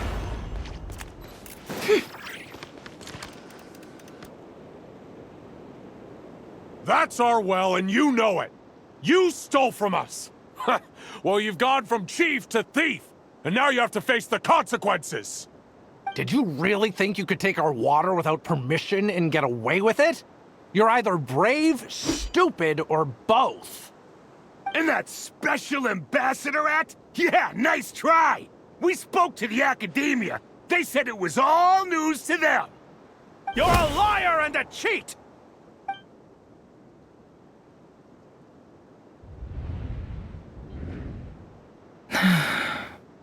I heard Yehuda gasp, but I don't blame her.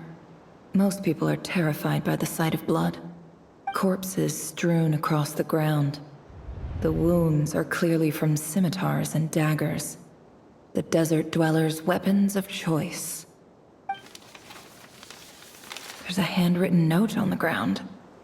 Let's see what it says. Halil, this is Sinuhe, chief of the Shimti tribe. Surely you remember me. I was the one who helped you and your colleagues avoid the quicksand in the desert. This is my second time writing to you. I assume my last letter must have gotten lost in the mail, as I didn't receive a reply. I hope this one makes it to you safely. I'm writing to you because I need some help. That sandstorm the other day completely blocked up our well, forcing me to look for another water source in Iab and Unut territory. It was a matter of survival. Praise the gods. The well of the Iab tribe was intact. It was my last resort. I drew what water I could and left, but not without being spotted. I fear they will retaliate. You told me to write to you if I ever needed help. You said you'd be my ally in the academia. I urgently need you to formally recognize my title of Special Ambassador and send some of your people to assist me for a few days. It's the only way I can convince them that this was the academia's decision and prevent them from retaliating. This is an emergency. Please send help as soon as possible. Looks like this letter never got sent. The writer died a grisly death, and the letter was trampled into the ground. It's badly defaced. Some parts are barely legible. What a ridiculous lie the surviving Shimti tell. Their whole village was butchered over a sip of water.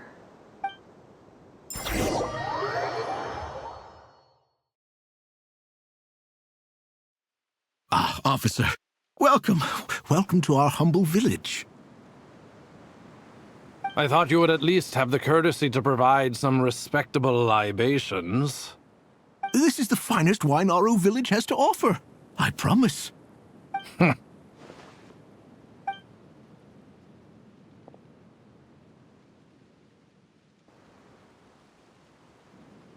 The Academia has agreed to reserve a single space for a candidate from your village. But I remain skeptical of this entire endeavor. I highly doubt anyone in this desert possesses serious academic potential. Please, have faith. If not in us, then in our god. The child we found shows great promise. I beg you, take her away from this place. Give her a chance. Don't let her talent go to waste. I don't recognize her. New arrival?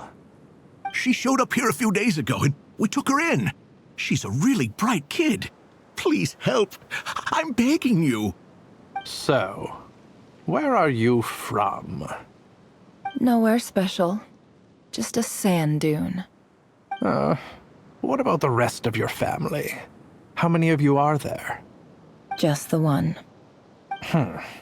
It's only you? Correct. So, no brothers, no sisters, no mother or father? Any who have slept on a bed of sand, I call my brothers and my sisters. Apart from that, I have no family. All right. Get over here. Sign your name on the form.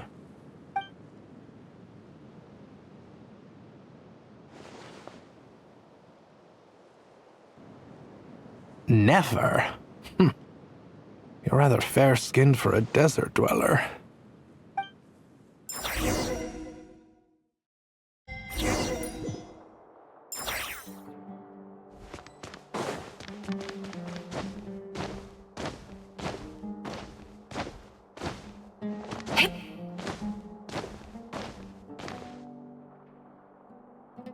Nefer, this term's assignments have been issued already.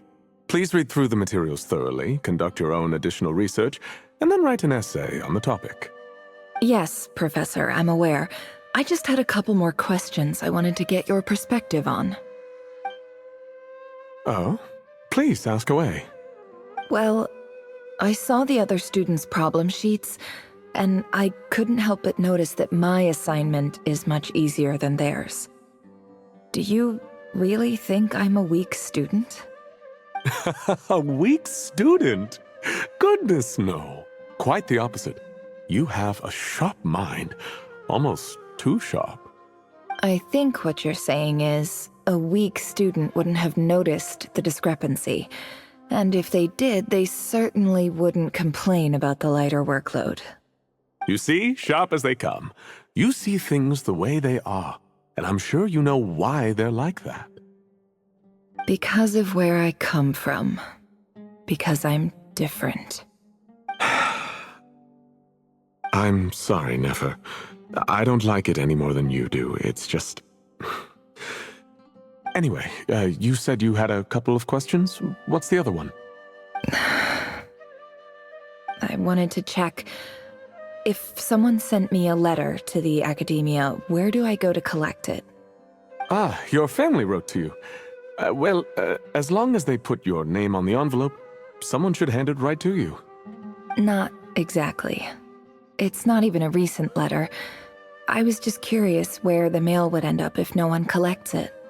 The House of Dana, I expect. I know there's a box for unclaimed mail somewhere in there, probably sitting on a shelf. Whatever you're looking for, that'd be the place to start. Okay, got it. Thank you, Professor. Oh, don't mention it. Honestly, I feel like I failed you. I'm supposed to be your teacher, but I haven't taught you anything. Hey, don't say that. You're a great teacher, and you do your best for all your students. But the rules are the rules. You're not allowed to teach students like me. It's not just the Academia either. The whole world bends over backwards for the successful, and leaves the losers to suffer and die. Oh, my dear child. Don't tell me you've given up on life already. I haven't. I just think that if you want to make it in this world, you have to find a way to become successful.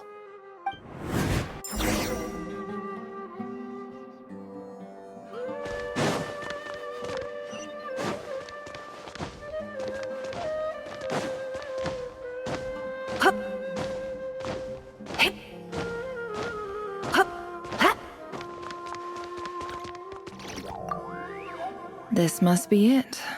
A big cardboard box full of unclaimed mail. And probably some letters that ended up here by mistake, too. Let's take a look.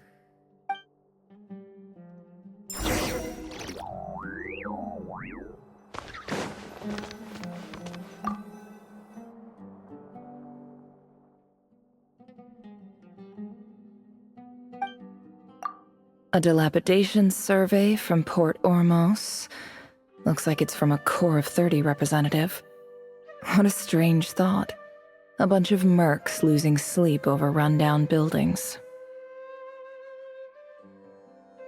This one was never even opened. I guess the recipient didn't care what the Core of 30 had to say about anything. Who was it addressed to? I don't recognize the name, but it must have been a Kasharawar professor.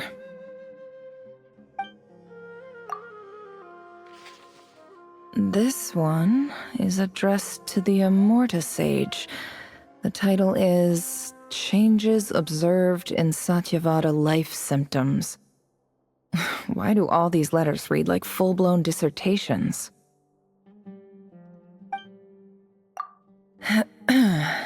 Guided by the incense, we became lost somewhere in the forest. All the barriers between levels of consciousness disappeared as our minds soared around in circles, looking for a branch to seek refuge on. In clinical terms, these symptoms fit the description of incense poisoning. The Immorta Darshan strictly prohibits the use of hallucinogenic substances, but I believe there are still people getting away with it. For example, my neighbor who always breaks out into song and dance after using incense. This seems like something the Academia would want to know about. Why wasn't it collected? Wait, what's this written on the back? It's so small. The note says, "The sender authored this letter while under the influence of mushrooms. I would send it back, but no return address was provided. Stamped by the Grand Conservator of the House of Dana."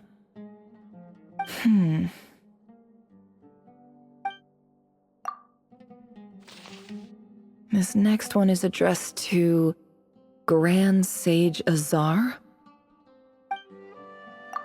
A few words of protest regarding recent changes in Sumeru's educational policy. In recent years, the academia has taken on a small number of students from the desert region, as per the policy to this effect. However, it appears to me that these students have not, in fact, been provided with educational opportunities that are, in any meaningful sense, equal to those enjoyed by their peers. As well as receiving dumbed-down assignments and perfunctory tutoring, they do not even have full access to the Akasha system. Education is the fundamental purpose of this institution, which should go without saying in a nation whose founding virtues are knowledge and wisdom. I ask you, is the lip service we pay to the policy of education for desert students truly the standard of pedagogy to which the academia aspires?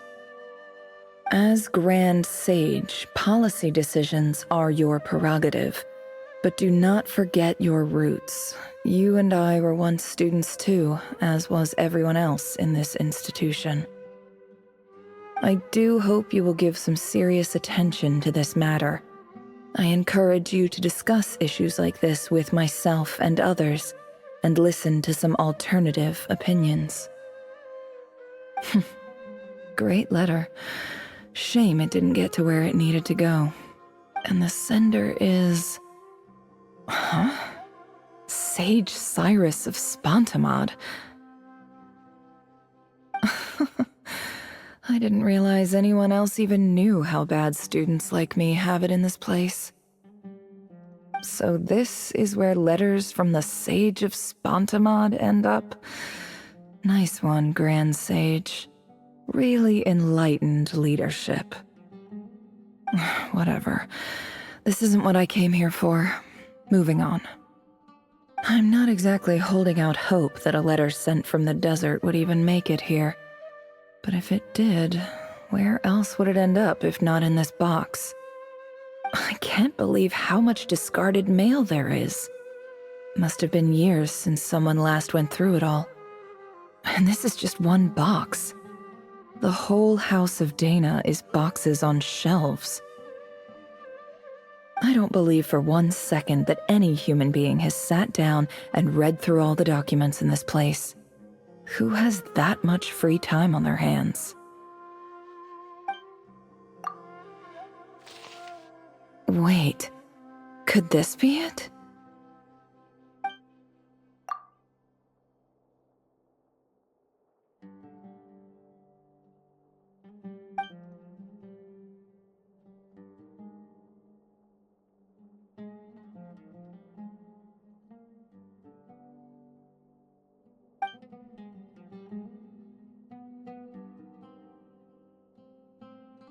Greetings, Halil. My name is Sinuhe, chief of the Shimti tribe. I was the one who came to you and your colleague Zaid when you ran into trouble in the Great Red Sand. I don't know how well you remember it now, but I brought you to safety and gave you some water and other supplies. You seemed very pleased and told me your name. In my tribe, learning a person's true name is serious business, and I therefore see you all as friends. You were kind enough to leave your contact details, so we could stay in touch. The Shimti tribe lives a harsh, nomadic existence in the desert. You were sympathetic towards my plight, promising to make me a special ambassador of the academia and help us find a way to make a better living. This brings me to my reason for writing. Our tribe has fallen on particularly hard times, and I would like to ask for your assistance. There was a terrible sandstorm a few days ago, which blocked up the well in our land. To ensure my people's survival, I had no choice but to venture into Iyab and Unut territory in search of an alternate water source. The Iyab and Unut are descended from the Thamudians. While we trace our ancestry to Tulatula, we worship the Lord of Flowers and have had relatively good relations with our fellow tribes up until now. I found a well belonging to the Eob tribe. They declined to help us, but I really had no other option, so I took some water to keep me and my tribe alive. My actions are certain to incur their wrath. When we met, you assured me that you would be my ally in the academia. I would like to take you up on that offer, because I really need your help. I wonder if you could send an academia representative to meet with me. That aside, the last time you were here, you mentioned that the academia had started accepting students from the desert, and I told you a little about my daughter, Nefer. We have next to no resources here in the desert, and my power and influence are limited. Would you consider enrolling my daughter at the academia? She is a smart girl. I know she won't disappoint you. From the outset, the academia never took you seriously. Those things they promised were just empty words. I doubt they even remember the name Sinuhe. And you were so emphatic that your luck had finally changed for the better. You swore you'd lead us to a better place one day. You spoke with such conviction, like you were the most powerful chief in the whole desert. You liar. You lied about everything. You promised the world and delivered on none of it. And who fell for it? Just me, by the looks of it. Despite your best efforts. Which makes you a pathetic liar. You weren't even any good at it. I think I'll take over from here. Let me show you how it's done.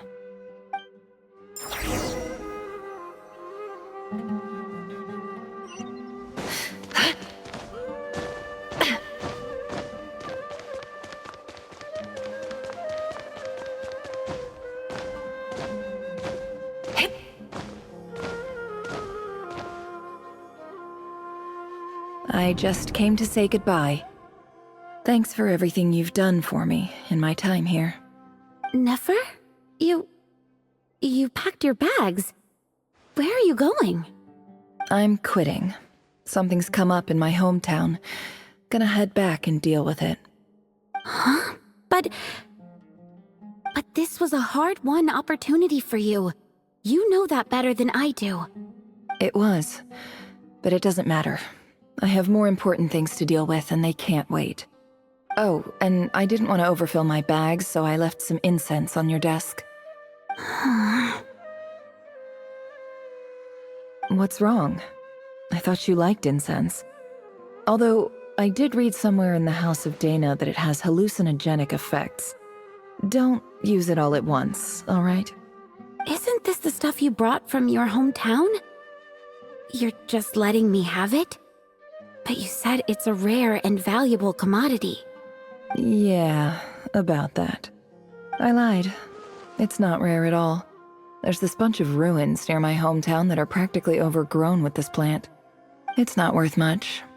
Keep it, it's fine. But Nefer... Alright, that's all from me. You take care.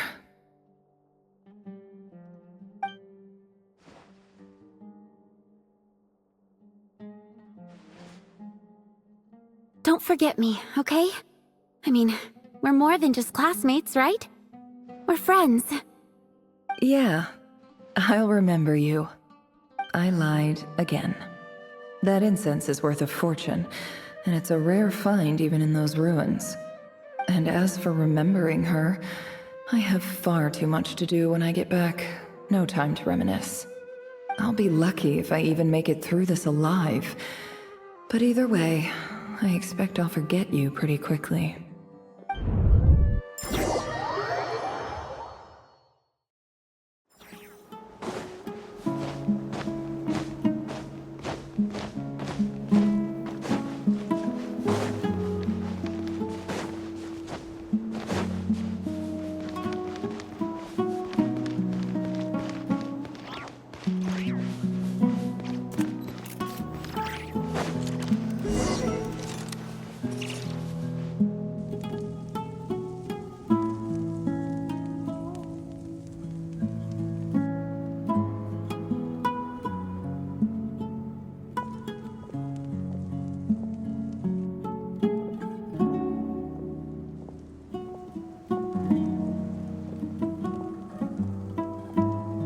It's a pleasure to meet you, Mr. Arif.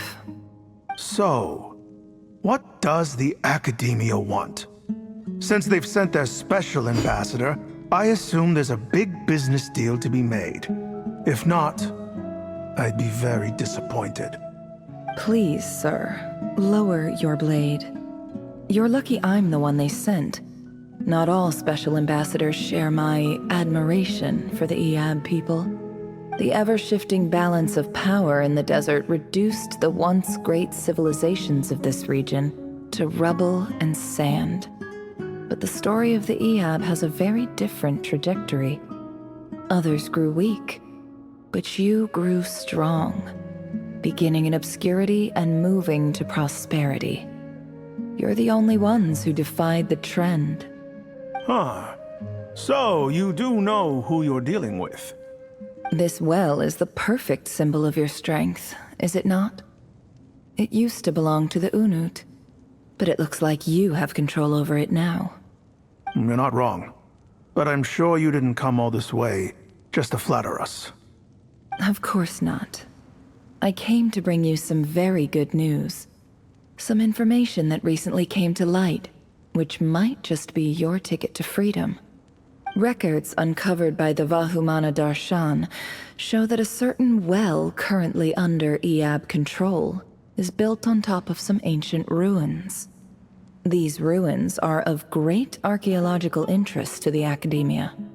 I checked the map carefully on my way over here, and I'm confident that this is the well in question.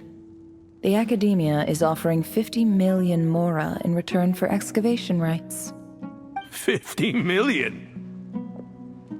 No, wait.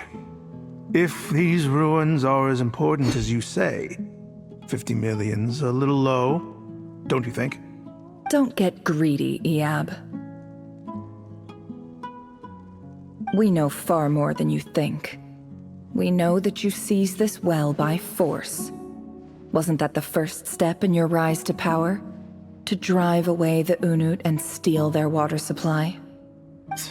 So what if it was?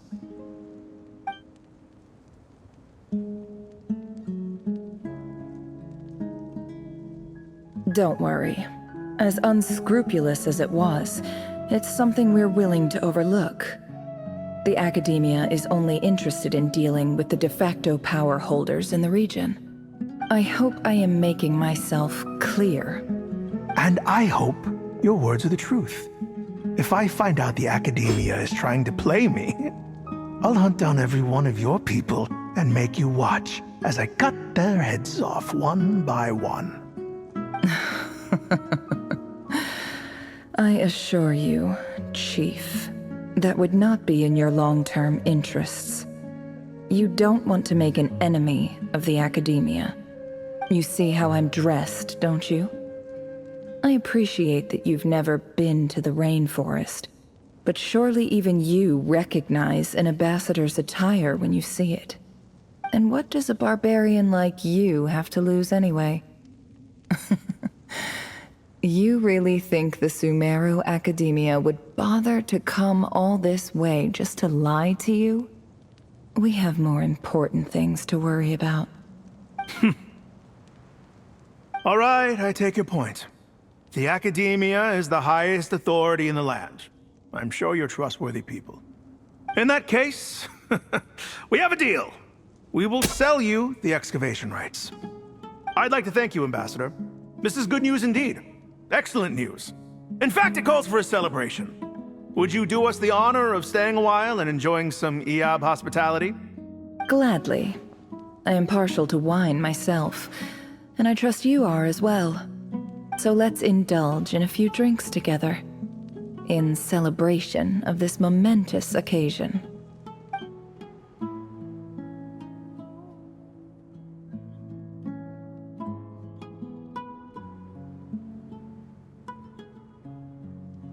Chief!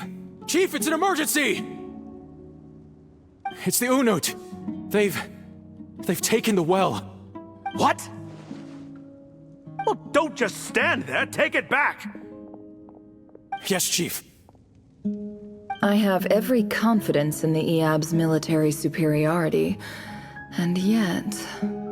What is it? The Unut's response was alarmingly fast. The day after we reach a deal, they seize the well. This can't be a coincidence. Perhaps there is a traitor in your midst. I don't think so. I am obliged to remind you, Chief, that the Academia will only deal with the de facto power holders. If you cannot regain control over the well, I'm afraid you won't see a single mora of that 50 million. No! Please, Ambassador, just give me some time. I swear the Unut will not get away with this. That well is ours, and so is the mora. Glad to hear it. I will wait here for an update. If there is a traitor, I will find them. In the meantime, make yourself at home. I'll report back as soon as I have an update. Much obliged. Wow. All it took was a few words and I've got him wrapped around my finger. What an amazing feeling.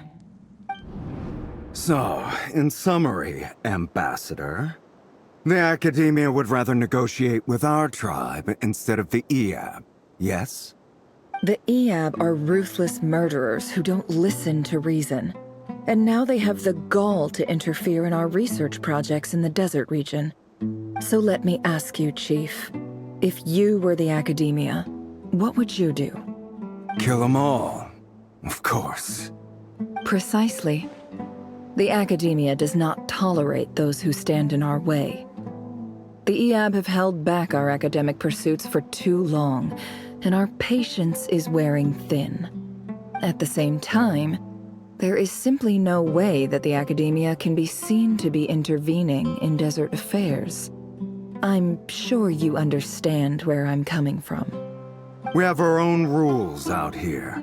If the rainforest dwellers raised arms against a desert tribe, you'd start a bloody war. Right. We can't confront them ourselves, but we can support their enemies. The Unut have always had strained relations with the Eab, which makes you our natural allies. Natural allies. Weren't the Eab your allies once? You were quick to send them after us to protect your interests back when we stole that water. And now look at you. You're at each other's throats. Let me be clear. The Academia wishes to collaborate with the legally recognized rulers of the desert in this matter. We are asking for excavation rights to that well, and our offer is 50 million mora. Say no more. I believe we have an understanding. Good. Then I suggest you get to work. Get us access to that well, and the mora's yours. You see, Dad? Lying is easy when you know how. People will believe anything.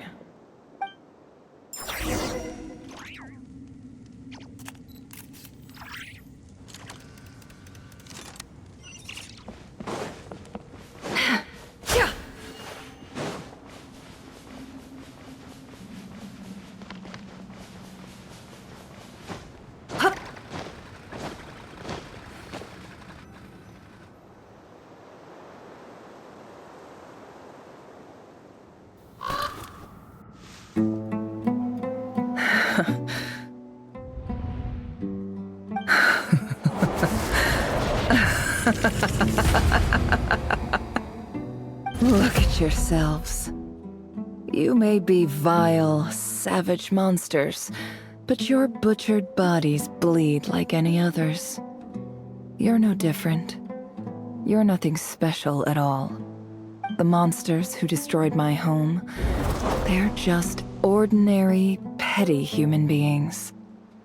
What a joke. I think we're even now. Maybe I've even done the desert a favor. It's a better place without all these people around. Oh, Sinuhe, my gullible fool of a father. Perhaps if you'd been as ruthless as I was today, our tribespeople would still be alive. In this dog-eat-dog world, A chief needs to be tough to survive. But you couldn't do what had to be done. So I did it for you. Nefer, it's okay. All of this is in the past now. I believe I remember you promising to remain silent. Yeah, but even so... Yehoda, is there anything you can do to ease the tension?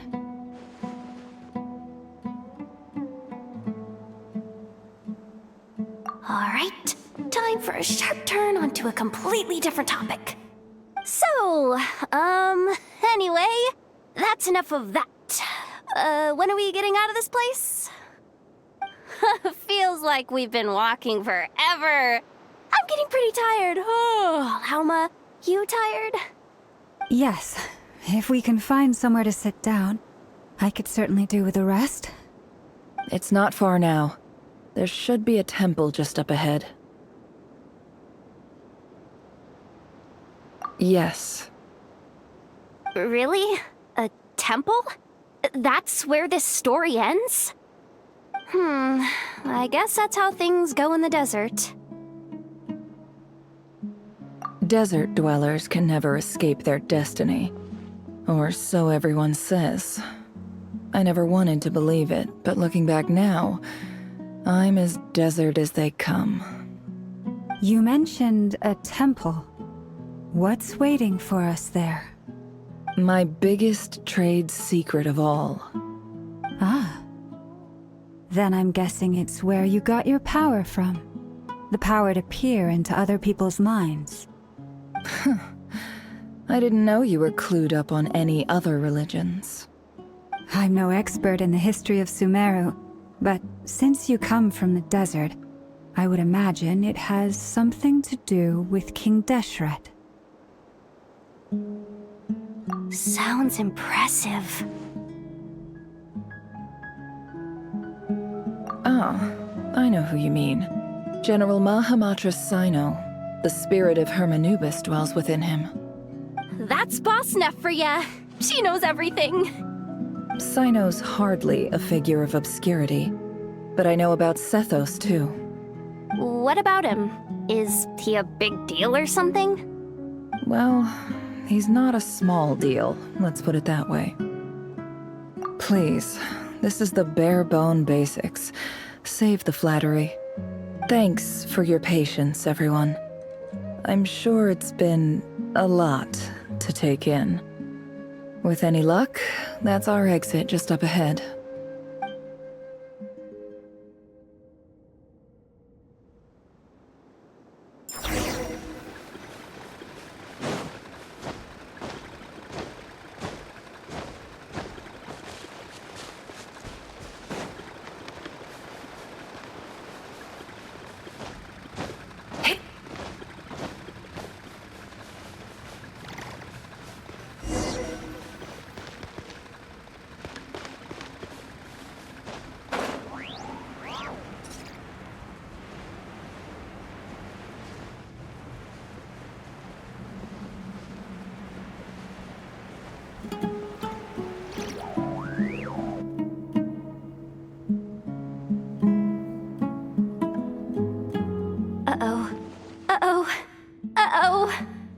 I'm totally out of my depth here. I don't have anything to add about any of this stuff. Like, look at that statue, for instance. I want to do the whole name-dropping, this girl knows her stuff thing too, but I've never seen anything like it before. A statue with the head of a bird.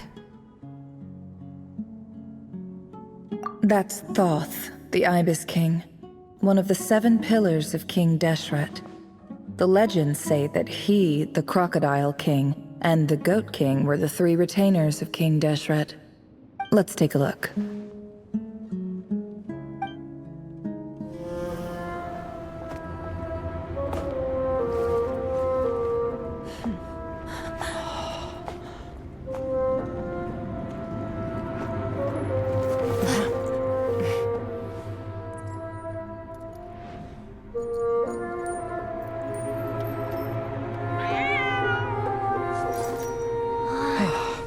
It's just Ashru.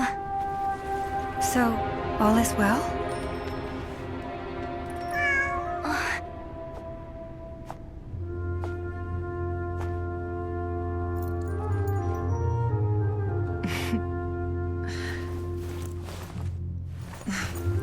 Typically speaking, at this point, the world disintegrates.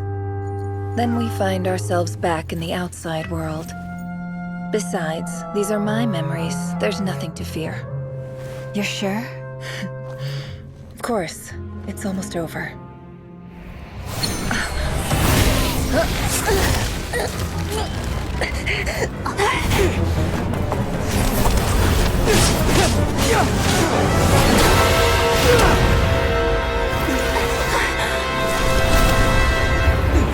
Never! Hold on!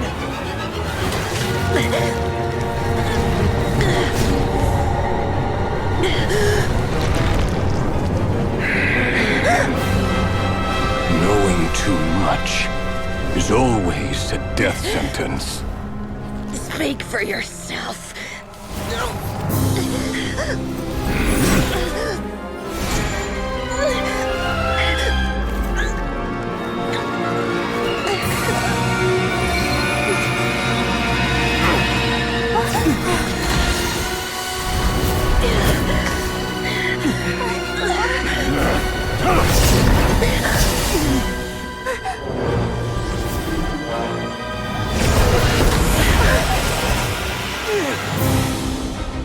How repulsive.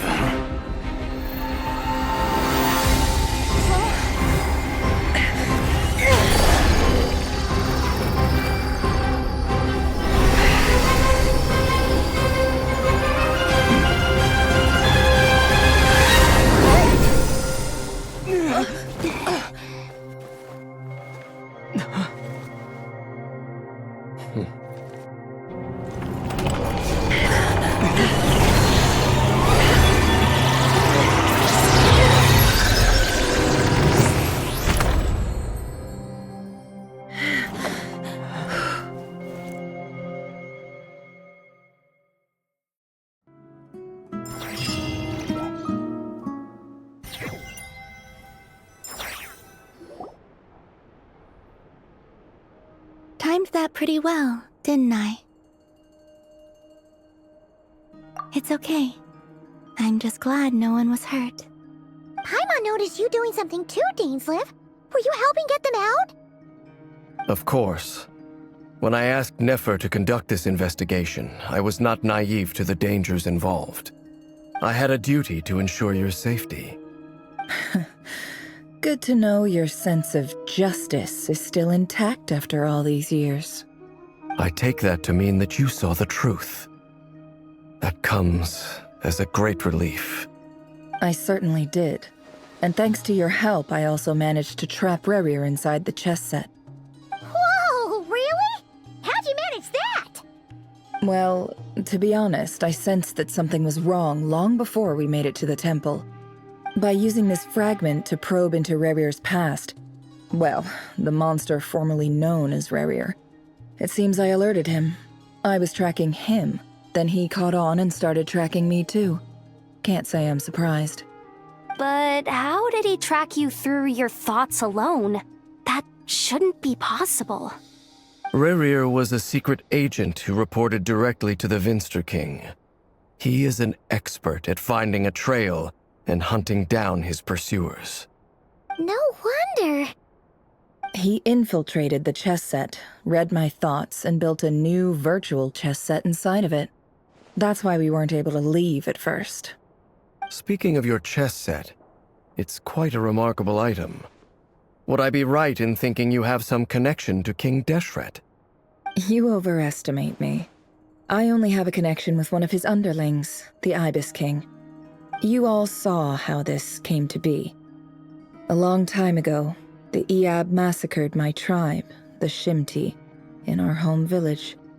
A few years later, I enrolled in the academia, where some new information came to light. The Unut and the Eab fought a bitter battle over the rights to a well, all for the sake of a non-existent 50 million mora. The Eab ultimately won that confrontation, but their victory came at the cost of almost every warrior in the tribe. The final blow to the Eab came at the victory feast, when an Unut assassin beheaded their chief right before my eyes. The remaining Eab fled and have been scattered to the winds ever since. Having gotten my revenge, I returned to my hometown, where to my surprise, the nearby temple was still standing. There it was, seemingly immune to the relentless hostility of the desert, while my tribal home lay in ruins. As I stood there gazing at the temple, I noticed a cat just outside. This cat, as it turned out, was home to the spirit of the Ibis King. He led me to a gate deep inside the temple, and there he made a deal with me. This chess set is my gift from the Ibis King. The chessboard within is made to the same specifications as the one in the mausoleum of King Deshret, and represents his power of piercing analysis. With this chessboard in its container, I gained a certain ability to perceive hidden secrets.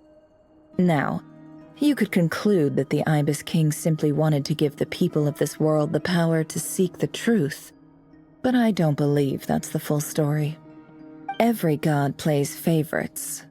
Their hearts are as fickle as any human's, full of secrets, perversions, egotistical tendencies. But precious few gods are willing to admit this. It is the same with all powerful forces, including fate itself. Their gaze falls preferentially upon a select few. As you rightly point out, this is an act of favoritism. If you're alluding to the Abyss, then yes, I agree. Gather the others. It's time to share everything I've learned.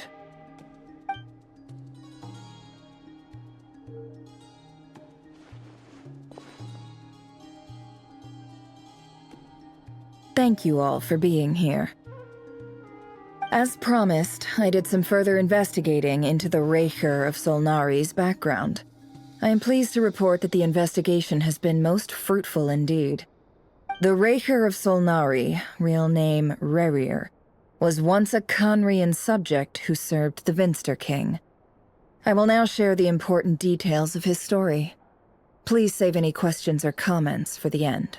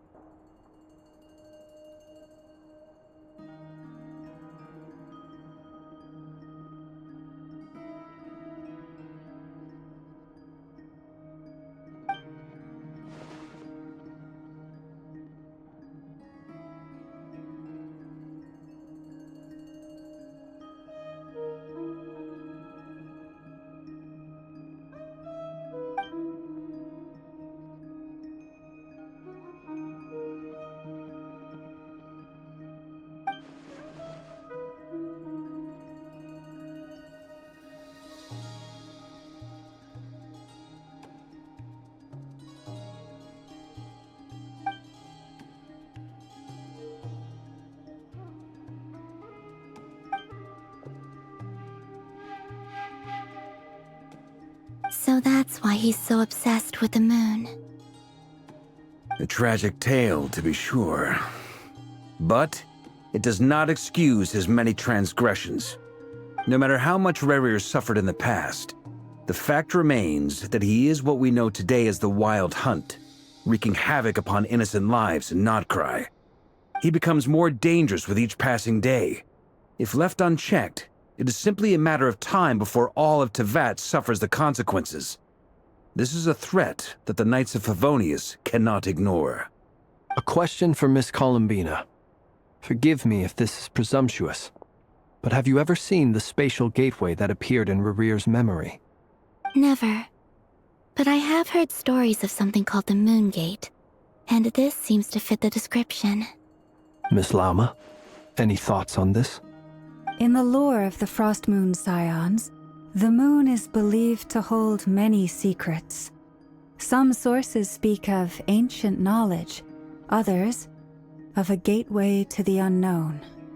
The term Moongate is one I have heard before, but as is the case with all of our legends, there are no records of any first-hand witnesses. We cannot know whether it truly exists. Then back to Miss Columbina. As a moon goddess yourself, do you have some idea of where the Moongate leads to? Not at this stage, sorry. I do hold the power of the Frost Moon, and my strength is recovering well. I can sense that the gate would open at my command, but... But there's more to the power of the Frost Moon than that? Yes. A moon goddess has the right to open the moon gate, since it is a path to the moon. But as Nefer mentioned, holding open a spatial gateway takes a huge amount of power. And right now, I need to conserve my energy to fight the Rahier of Solnari. I'm afraid this is one mystery we may have to leave unsolved for now. I agree. Better to save your strength. But if you'll humor me for a moment, I have a bold conjecture of my own regarding the world beyond the gateway. I highly suspect that neither Tholindis nor Rarir made it through unscathed. The evidence pointing to this is the fact that the Rahier of Solnari exists in the form of countless fragments. With the abyssal power he wields, no ordinary foe can touch him, let alone tear him to shreds. And yet, the Wild Hunt proliferates wherever his scattered fragments lie, drawing hordes of monsters to many different locations across the land. So your theory is that Rarir was physically torn to shreds by some powerful force? Hence, why the Wild Hunt is a distributed phenomenon, rather than a unified one? Makes sense to me. Explains why the Wild Hunt is so pervasive, and why he's been trying to piece himself back together. He was whole to begin with, and he wants to be whole again. Without the power of the Abyss on his side, he almost certainly would have perished the moment he was torn apart. But the Abyss, much like a curse, has kept him alive. I could not agree more. The power of the Abyss is most surely a curse. It is a compelling explanation, and one that accords with my present understanding of Abyss creatures. Whether the life form in question is primitive or advanced, if a curse has extended its lifespan unnaturally, it will continue to survive in spite of everything. This raises some interesting questions. I will run some experiments and see if there is any validity to my suspicions. That being said, regardless of whether my research bears fruit, I would like to thank Miss Nefer for conducting such a thorough investigation. Already, it has greatly enriched my understanding of the entity we face. My pleasure, Mr. Albedo. I too hope that the information I have shared today proves useful as we look to formulate the next stage of our plan. Hey! What is it, Dainsleif? You look really upset! It's just... when I think of the man I once knew as Rarir, I struggle to understand why things had to turn out like this. The two of you used to be friends, didn't you? I don't know if these words will bring any comfort, but my heart goes out to you. Mine too. We can never know all the hows and whys of the way things are. The moon and stars are full of untold secrets and lies, and the skies are host to many more mysteries than these alone. Yet, none of that can begin to compare with the complexity of human life. Those are the first comforting words I've heard in a long time. Thank you, both. Well, I think this is a good place to end today's meeting. I'm sure Nefer needs some time to recover. She's been through an awful lot today. That's very thoughtful of you, Lama. Of course. Sounds good to me. Take some time to rest and digest before we reconvene to nail down a plan.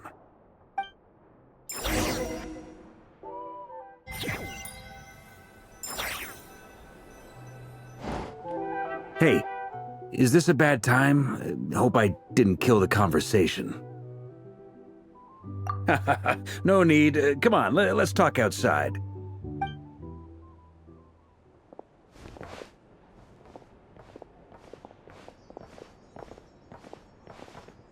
Anyway, Nefer went back to the curatorium to get some rest. But before she left, she shared some things with me that I thought you should be aware of. Firstly, although she managed to trap the Raker of Solnari inside her chess set, there's no guarantee that the power of the Ibis King is any match for one of the 5 sinners. Their powers are beyond our comprehension. It's only a matter of time before he finds a way to break out. We have to come up with a plan and take care of him before that happens. Honestly, my mom figured that might be the case. So, how long have we got? Well, I asked her that same question. She talked for a long time, but for the most part, it seemed like she was trying to convince me how precious her chess set is. What a long and storied history it has. It felt like some kind of sales pitch, you know? The kind where you end up handing over Mora against your will. Anyway, after all that, she finally answered the question. 2 days, at most. 2 days? Holy moly! Can we even recruit enough help in that time? That remains to be seen. Which brings me to the second issue. Dainsleif is obviously conflicted about this whole thing. But given how little time we have, there's no way we can pull this off without his help. You have some history with him, right? Do you think maybe you could talk to him for us? Great.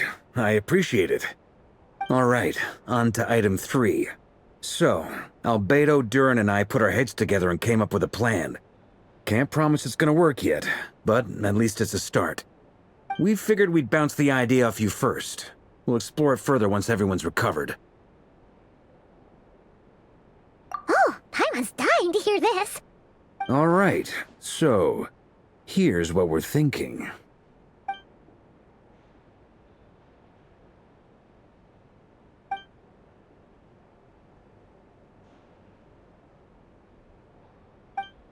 We felt a little uneasy about roping you into this. I mean, firstly, you're not locals, and secondly, none of us are your boss.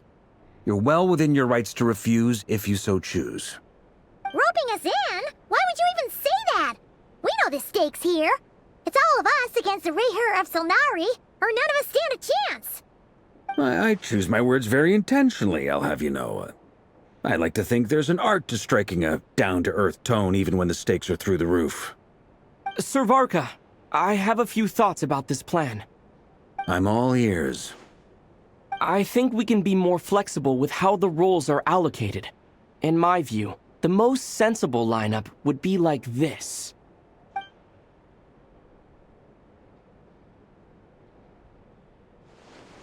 I see your point, yeah. But if that's how we're going to approach this, you'd better make sure you're ready. To be clear, I don't doubt your abilities. Far from it. I just want to make sure. Are you really willing to take all this on?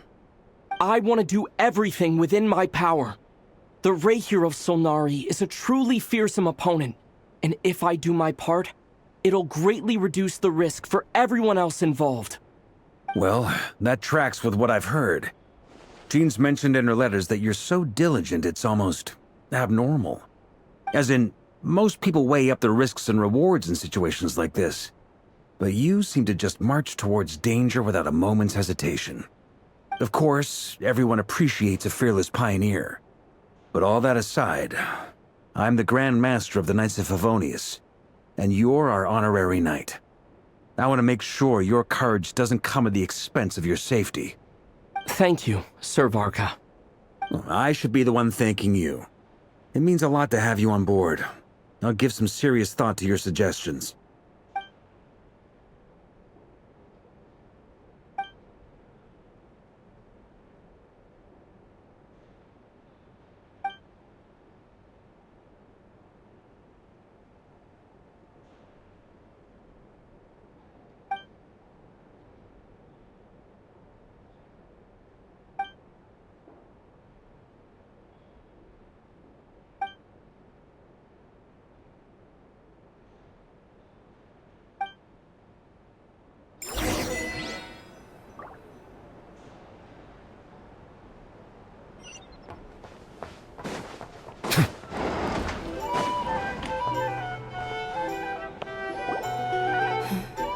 This is a thorough plan, but I do have one last question before we take action. How can we be sure that our enemy won't leave the designated area? Great question. Albedo's been hard at work analyzing Rerir and the Wild Hunt's behavioral patterns. His conclusions are as follows. Firstly, from the earliest known confrontation until now, Rerir has never displayed any ability to manipulate the dimension of space. So it's unlikely he has any power in that domain. Secondly, he seems to have a particularly strong vendetta against our group. If we put him in a fight-or-flight situation, he'll choose to fight every time. Thirdly, finally, and most importantly, he is consumed by hatred, both for the moon and for his enemies. Turns out, we tick both of those boxes. We have a reincarnated moon in our ranks, and a spy who accessed his private memories without permission. He'll be baying for blood, not looking to escape. As someone who's had their fair share of interactions with the Wild Hunt, those all seem like valid observations to me. Understood. Then I will defer to the verdict of the group. Well, everyone, that's the plan in full detail. Albedo and Durin are carrying out their part as we speak. Plan approved. Scheduling. Okay, any firepower you need, I got you covered. Let's light this baby up. The Frost Moon Scions are behind you as well. And the rest of you?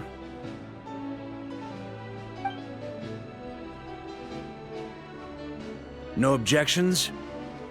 All right, then it's settled. This is the plan we're going with. Next up, an old tradition of mine. Anyone who wants to back out, now's your chance. Wait, we can still back out of this? Everyone says things they regret, right? I don't want anyone feeling trapped because their mouth said yes before their brain had time to think things through. A very people-first approach.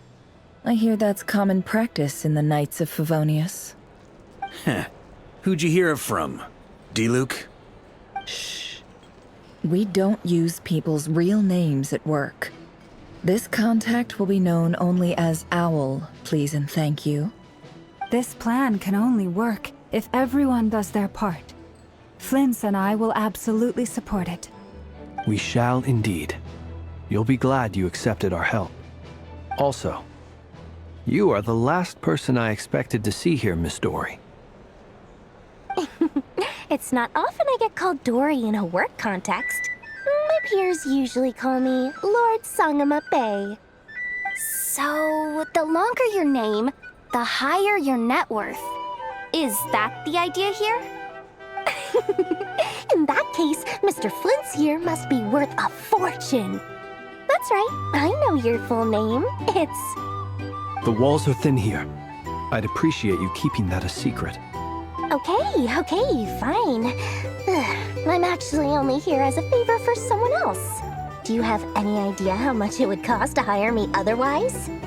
Oh, does this mean someone out there actually has the power to boss Dory around? It most certainly does not. We have a long-standing and mutually beneficial business partnership. She's actually the mom of a friend of yours. Said mom supplied me with a great little trinket, but now that lady's ruined everything. If I don't start building a little goodwill now, my whole business in Notcry is gonna go down the drain! Okay.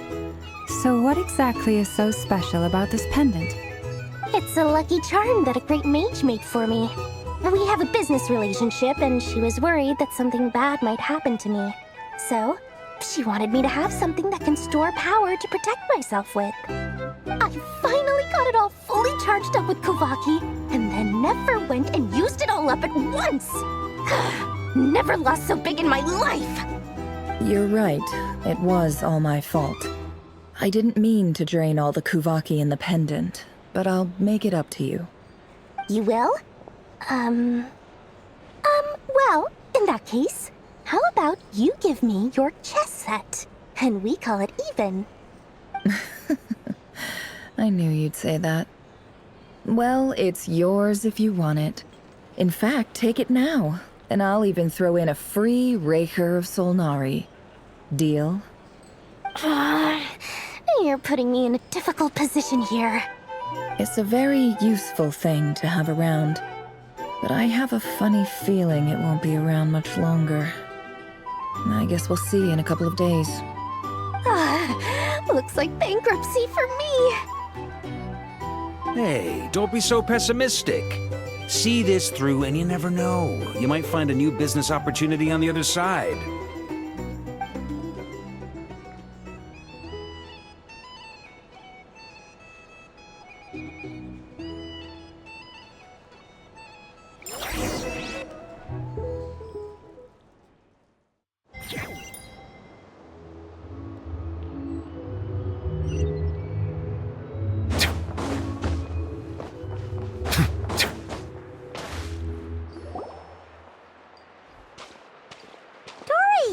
How are things going?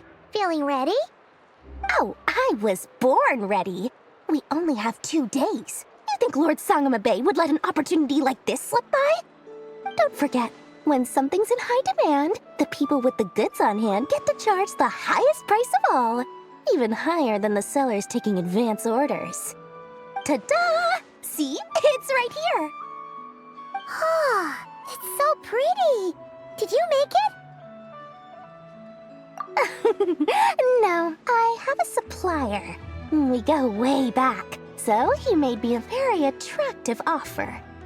Aha! No wonder you were talking about Lucky Charms at the meeting. You've been getting Kave to make them for you. That's not the full story. It actually started a while back as a project between me and the Dendro Archon. Mage Alice once warned me that this world won't stay safe forever. There may come a day when everyone faces a great crisis. I passed this on to the Dendro Archon, and she secretly brought together a research team made up of Sumeru's top scholars to invent a technology that could keep people safe. I won't go into the details because it's all very complicated, but if you want to know more, you can ask the Dendro Archon about it sometime. Anyway, point being, it was the Dendro Archon who asked Kave to build this little contraption. As one of the top Kashara War talents, he was the obvious choice. Took him long enough. He stressed over it for ages. Must have gone through at least a dozen designs before producing a final product. But that's Kave for you. Marak delivered it to me a couple of days ago, along with a letter from Kave. Could I ask why I'm sending this technology to you? And what's your proposed use case? Has it been approved by the relevant authorities? So nosy. My fault for sending him the research permit to begin with. Surely Nahida must have told him you were involved in this project. He was probably just nervous because you're always so secretive about your business. Could be. Anyway, I just replied, let's hope there never has to be a use case, because it would involve grave danger. Fair enough. But it sounds like he was just being cautious. He probably felt responsible as the one who made it. Or maybe he was asking as a favor for his housemate. He's done that before. Not sure why, though. His housemate doesn't seem to really care that much about this kind of stuff. Either way, all's well that ends well. I'm just glad to finally have my hands on the product. I wouldn't want to be without it, given the potential dangers that lie ahead. Huh? What does that look mean? Paimon's just super surprised. This must be the first time we've ever seen you actually get serious about something. Well, a long time ago, I made a promise to myself. I promised that I was gonna live every day of my life with a big beaming smile. Obviously, Mora plays a big part in that. But there are always gonna be times in life when you have to give something back.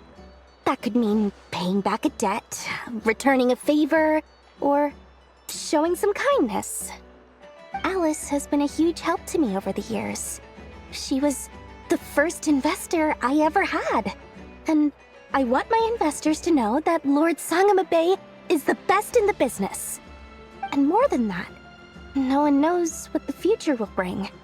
Whatever happens, I want to make sure the Dendro Archon and all of Sumeru is prepared to face whatever comes.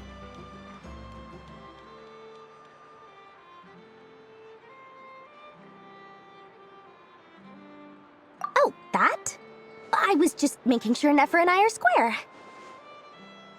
Don't be thinking it was some sort of benevolent act. I'm no saint, so don't treat me like something I'm not. My priority is doing the business that I want to do. So long as my conscience lets me, but it usually does. That's the Lord Sangama Bay business model. All right, if you say so. I do say so, and that's the whole point. I'm a businesswoman. Don't go trying to figure out what kind of person I am. You'll exhaust yourself. Much easier for everyone involved if you just take my word for it. Oh, and could you two help me get this stuff where it needs to be? Thanks so much. You're my favorite assistants.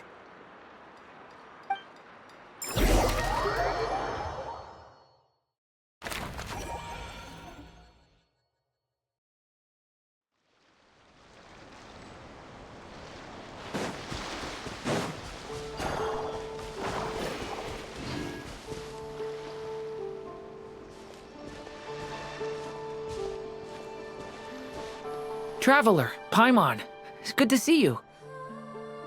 Everything going smoothly over here? Sort of. As you're probably aware, Varka, Durin, and I captured some abyssal creatures from the Wild Hunt. Per the plan, we dissected and analyzed some samples of these creatures. The process went very smoothly. The findings, however, come with some troubling implications. What? You can actually dissect the Wild Hunt? That depends on your definition of Wild Hunt and dissection. Harmless, lifeless. These words are accurate descriptions. The Wild Hunt is an interesting phenomenon. In and of itself, it doesn't seem to possess anything akin to a human personality. But taken as a collective, the medium through which the Wild Hunt is summoned does appear to have a soul. Master griped a lot about the wise Horoptatyr, and seemed somewhat fascinated with the foul Certology. But she barely mentioned Rerir at all. I don't think that was because of his lower social standing, though. Anyway, it's a pity. I should like to hear her thoughts on the nature of the lifeform he has become today. It's a strange mix. The furious energy of an abyssal being channeled through a fractured physical existence. A consequence of being torn apart by an unknown power. Perhaps the only explanation for his survival in this state is that he sacrificed a degree of individuality in exchange for a continued existence.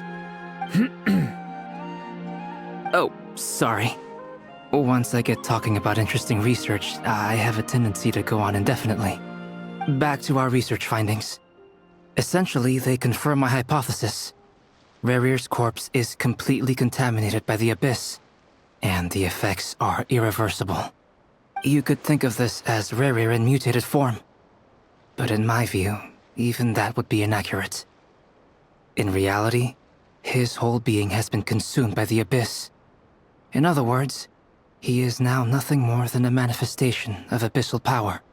Unfortunately, at present, we have no means of completely eradicating abyssal power.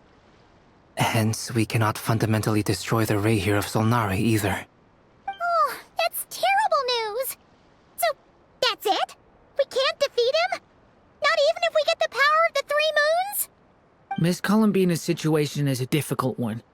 She can never achieve wholeness when the world does not accept her presence.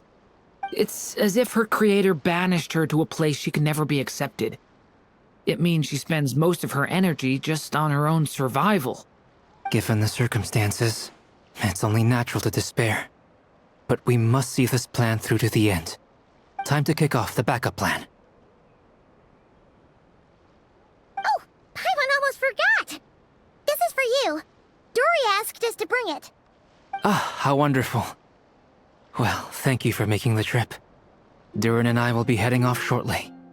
I'm sorry I won't be there to protect you in person this time. Please be careful. All right then. Stay safe.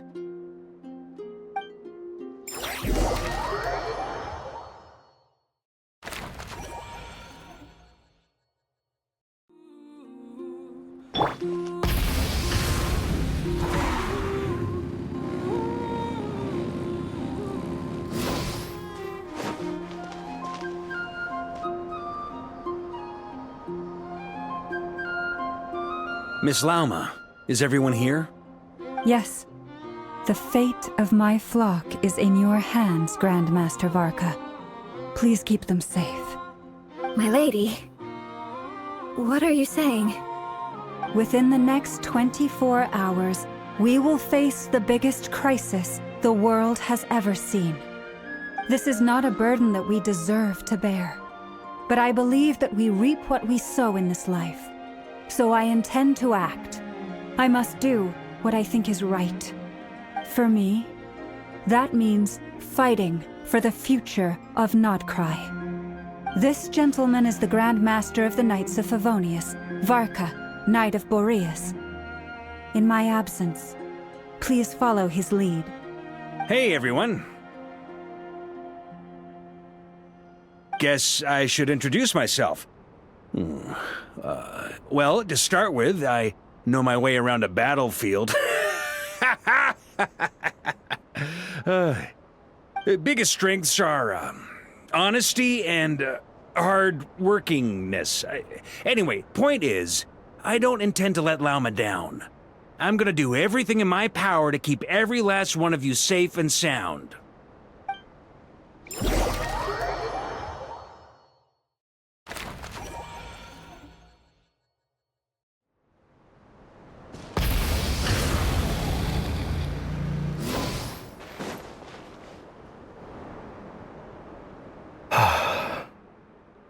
Something on your mind?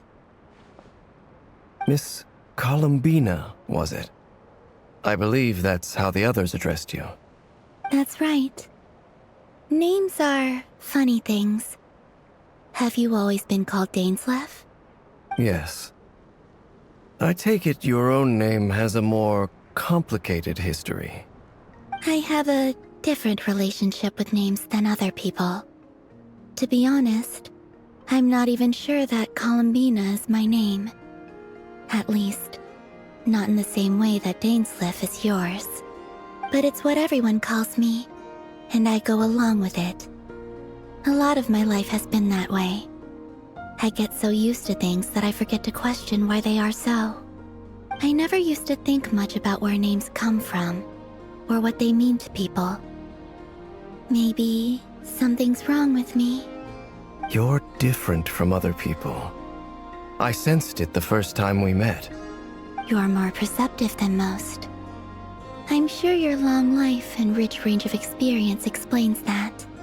Do you ever find yourself missing Conria, Mr. Dainsleif? Difficult to answer. I have dreamed of the past many, many times.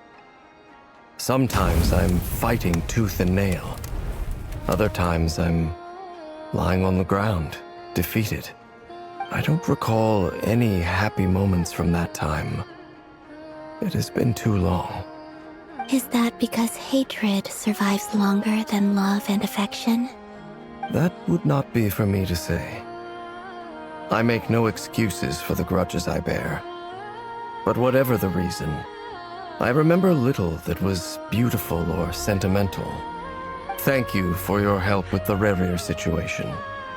Without your efforts, I never could have learned the hidden truth of his story. You're welcome. I know he's your friend. Friend? He betrayed me. And I never really understood what he was going through in life. Some friendship, that is. Okay. So, do you plan to fight him with us? You see, you're torn. Now you know what really happened. You see the things he's done in a new light. I need some time. Of course. I completely understand. Anyone else in your position would feel conflicted too. Actually, I went through something similar myself recently. Something happened that changed my perspective on a situation. A situation I took for granted at the time, but now I feel very grateful for it.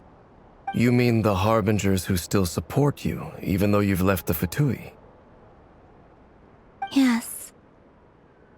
I always thought thought they were only helping me because harbingers are forced to work together. But then I abandoned them. A warrant was even put out for my arrest. And even now, they still support me. Which means I was wrong about them all along. Clearly, they view you as a friend. I feel a little guilty now. I regret not seeing her help for what it was, and not treasuring it. I see the guilt that you're feeling now, because I feel it too. Hopefully, talking about it will do us both some good. Have you noticed that the Traveler and Paimon are over there? I think they've been listening. Huh. Shall we say hello? Sure. Hello. Ah! They caught us!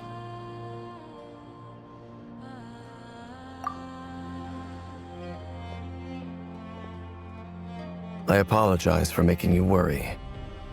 No doubt you wish to know where I stand on the plan to take down the Recher of Solnari. I'm afraid I need a little time, but I will seriously consider joining you. You will? Oh, thank you so much!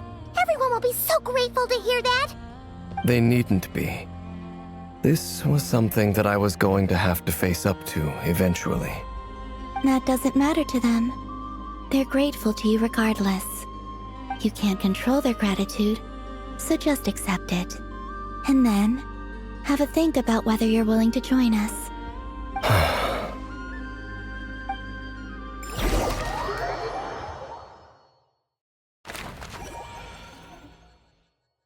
It's nearly showtime! Let's go rendezvous with the others. You know the place.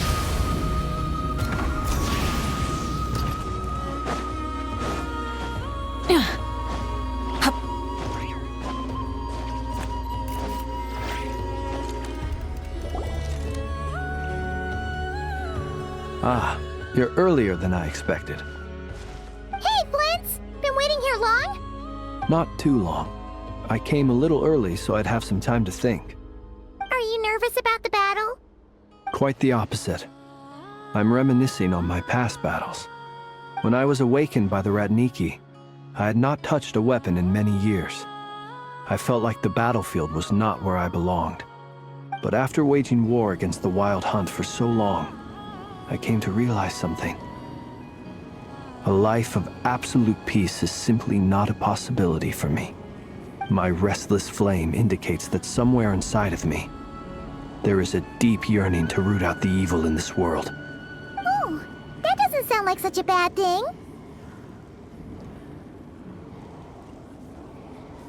Well, in the past, when I was a Fae whose primary concern was hibernation, it was hardly ideal.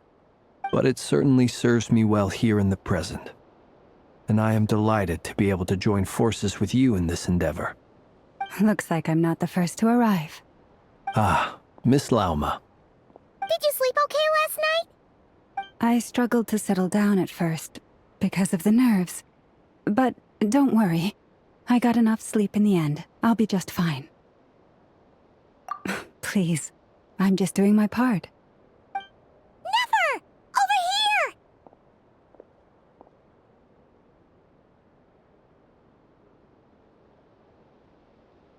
Aino asked me to relay a message. She said Anefa will be on high alert and keep a close watch over all secondary districts where defense is required, providing support as necessary. Meanwhile, Aino herself will provide range support to us directly, using her latest invention. Excellent. My thanks to all involved. The chess set's looking a little unstable. It won't hold him much longer. We should be prepared to engage at a moment's notice. No sense sitting around waiting. Let's make the first move while we still have the option. I agree. Paimon, find a safe hiding place. Got it! Be careful, Traveler! I will.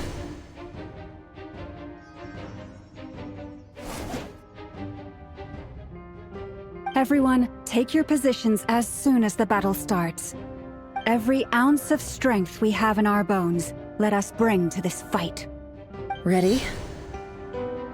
Let's go. I've seen all your futile ploys before. You have become the authors of your own demise. I wouldn't be so sure about that. You are merely a moment of sport before I tear down the moon.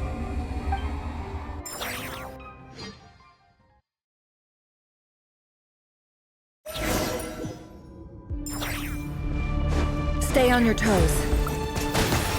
Yep, you too. What the hell, you guys? Is this?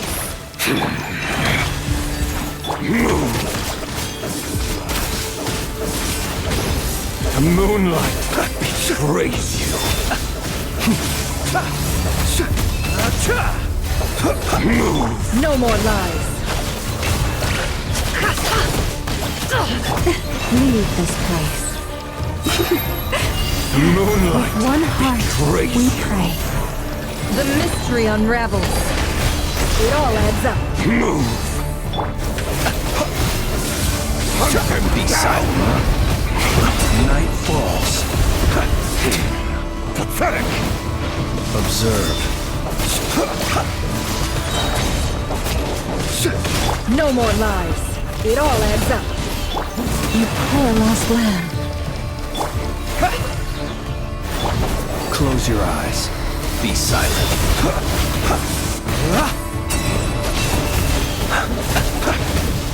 By the frost moon of old. Leave this place. Hunt them down. Can't hide the truth.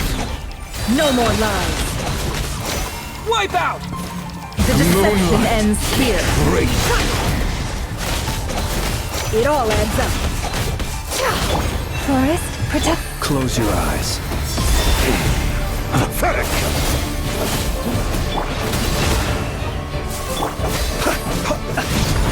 For the everlasting forest.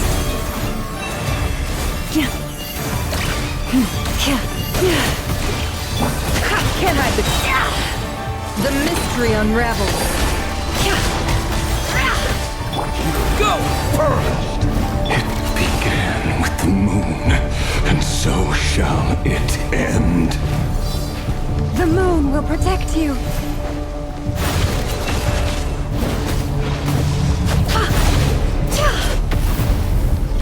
Do you see now?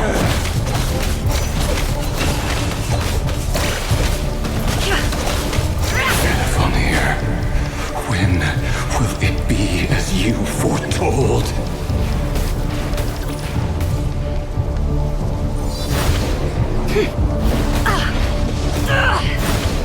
No more lies.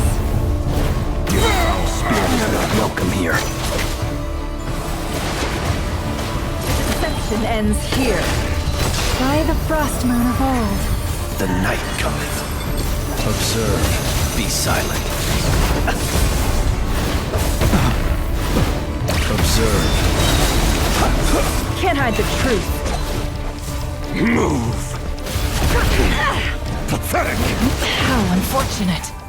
Shameless. Close your eyes. The moonlight betrays. Futile. Can't hide the truth.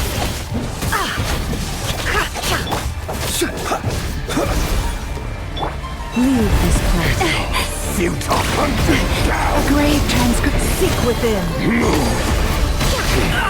Pathetic. Hunt them down. No more lies. It all adds up. It's all futile. For the everlasting forest. Hunt them down. The moonlight betrays you. Be silent. Close your eyes. No more lies. Absurd. The deception ends here. Pathetic. Be silent. Hunt them down. You'll sorely regret that. It's all futile. Can't hide the truth. No more lies. By the frost moon of old. Betrays you. Forest, protect. Pathetic. Wipeout! Water jet! The long sleep beckons. Close your eyes. Your little game of heroics is over. Praise you. Who wants to go first?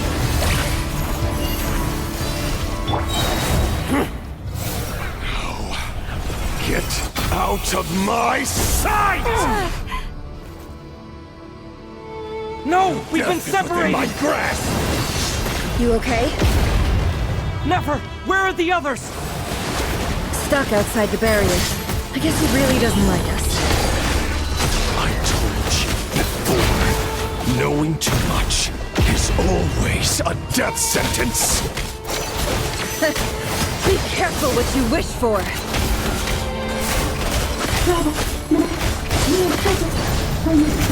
Lama!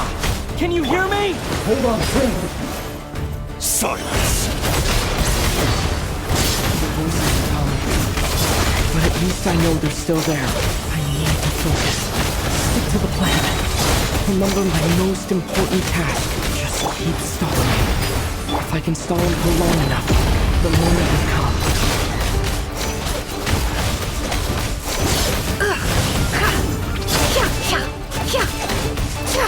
It all adds up.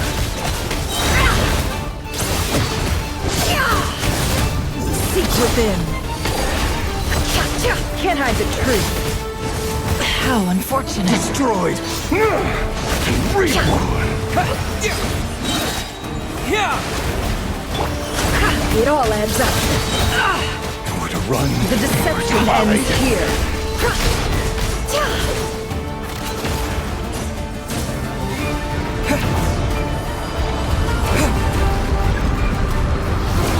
Go!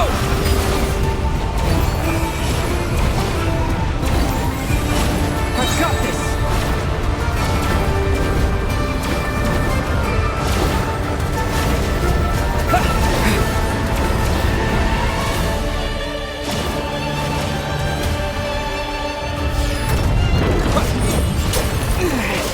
The shield's broken.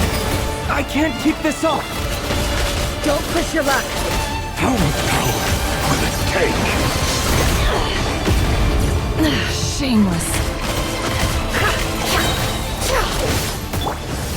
Go! Seek within. It all adds up.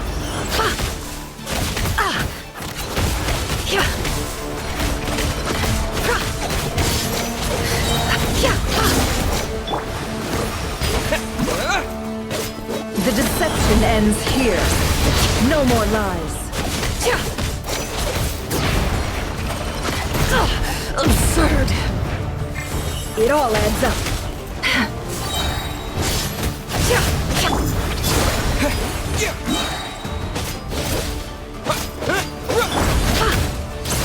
Bombs away! Seek within.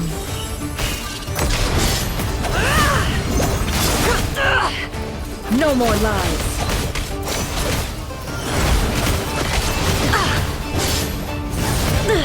How farcical. Can't hide the truth. The deception ends here.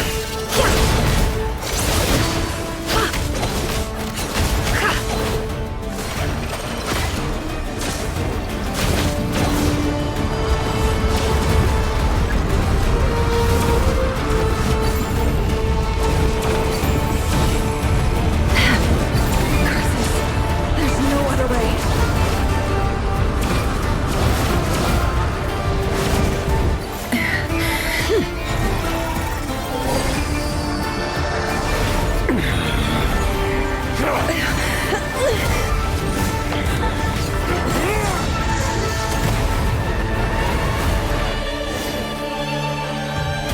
The only way to defeat Rarer is to borrow his own power. That means Columbina will have to disappear while you two bear the brunt of his attacks. You have to hold on. Find a way to keep him focused on killing the two of you.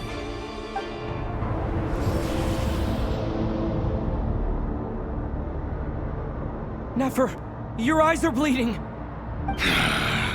Soon you will be powerless to resist.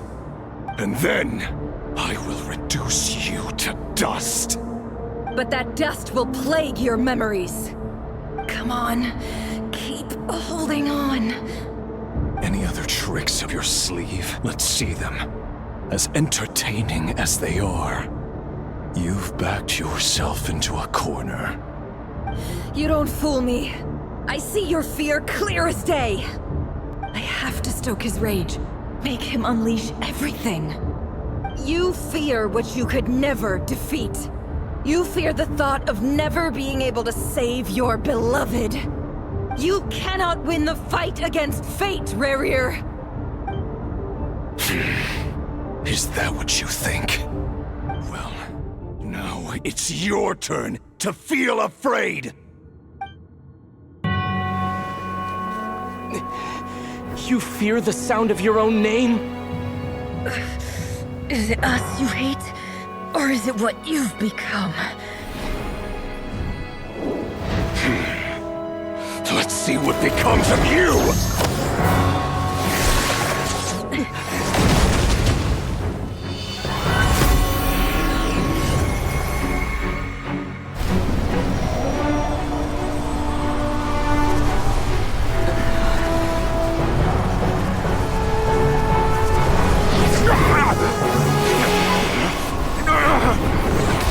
What's happening?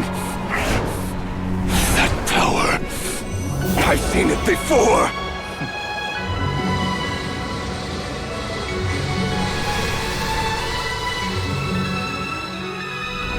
His power is on another level. We'll need to use an alchemical array to convert his power into a usable form. Then quickly channel it into Columbina, rendering her powerful enough to compete with him. I'll join you. I can help. If I release enough abyssal energy into a confined space, it'll create a potential difference, allowing us to extract a huge amount of elemental energy. Next, I'll synchronize with everyone's minds using Pyro, then give you temporary access to their abilities and fields of view. But it won't last long. Can you see? Well enough. So, we have a student of Gold Rhine-Daughter in our midst! How about that?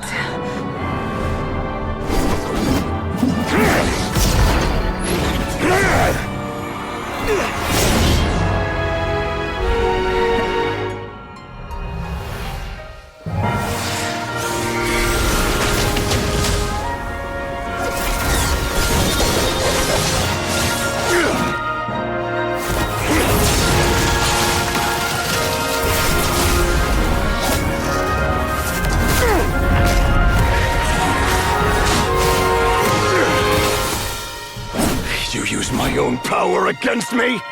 Just like how you stole Kuvaki. Look familiar?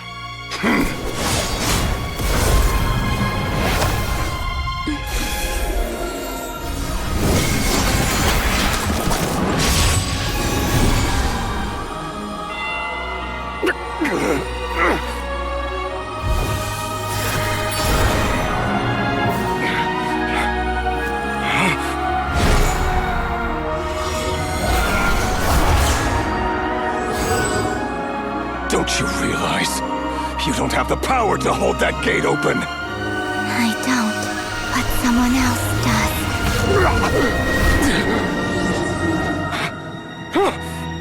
Goodbye, Rarier.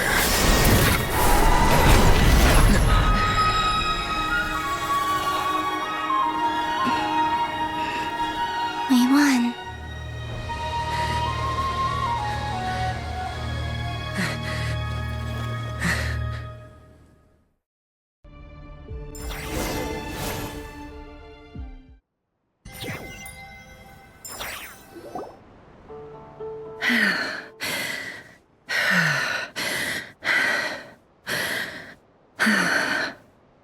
Nefer, how are your eyes? They're fine. Apart from the blindness, of course. It's not too late. Let me handle it. Uh,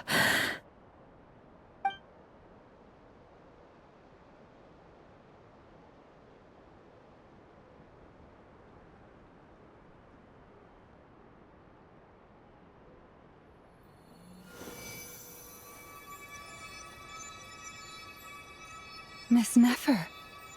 It's not like you to lose your composure. That was the most reckless thing I've ever seen you do. Reckless how?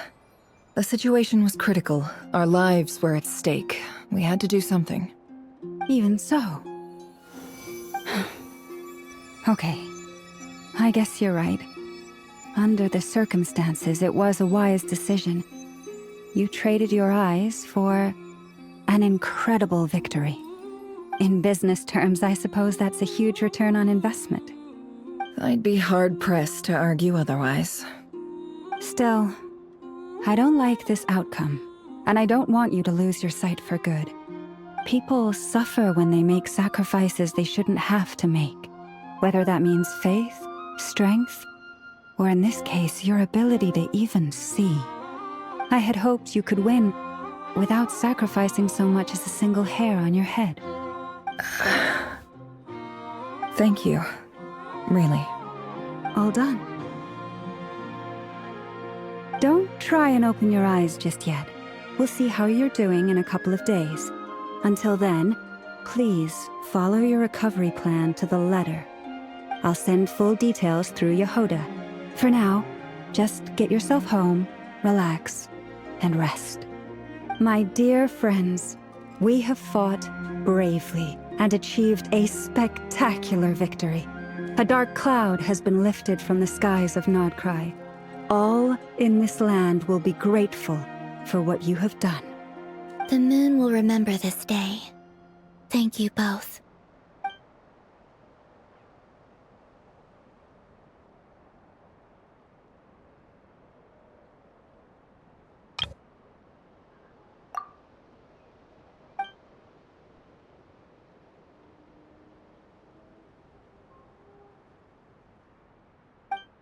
There's something I want to let you know. What is it? When Durin connected everyone's minds so I could access their powers, I also felt everything they felt. And since Nefer's eyes were injured, my eyes are hurting now too. Huh. Hold on. Let me try. I only feel the pain. There's no actual damage. I just thought I should tell you. You're right. There's no damage. That's a relief. But I must say, I'm surprised to hear the Kutar share something like this with me. In the past, you never used to open up about yourself. Things are a little different now from how they were. I'm learning to share how I truly feel with my friends. Friends? You have no idea how glad I am to hear that.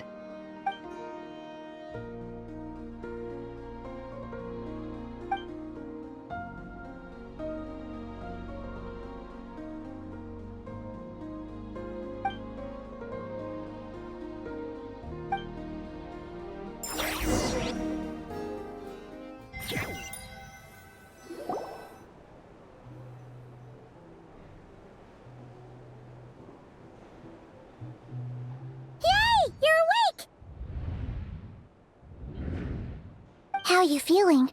Any aches and pains? Did you sleep well? I'm doing all right, Paimon. No need to worry about me.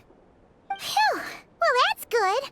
Paimon's been sitting on the edge of the bed worrying about you for ages. You slept a whole day and night. Poor Paimon had to eat all by her lonesome. Glad to hear you didn't starve. How was the food? Well, it wasn't the same without you there to share it. Honestly, Paimon just can't relax when you're not your usual self. She couldn't enjoy the food and settle down to sleep. Well, I'm back to normal now. Oh yeah, and Albedo swung by earlier. He said to tell you to head to the tavern when you woke up. Varker and the others are organizing a victory feast and they want to celebrate with you. He also dropped off some medical supplies, but you seem fit as a fiddle, so guess you won't be needing those. If you're feeling up to it, let's head over now. Wouldn't want to keep them waiting.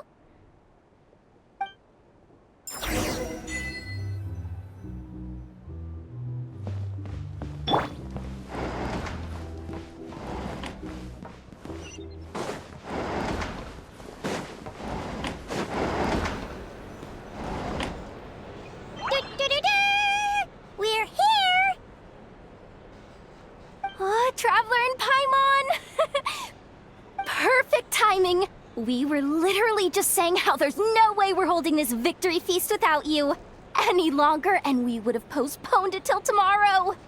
How are you feeling today? Much better. Thanks. Don't worry about me. Relieved to hear it. If that changes, just let me know. Happy to check you over at any time. Yep, we're here for you. Anything you need, just let us know. Oh wait, where's Nefer? How are her eyes doing? Nefer's right over there. I'm sure she'd love to catch up with you.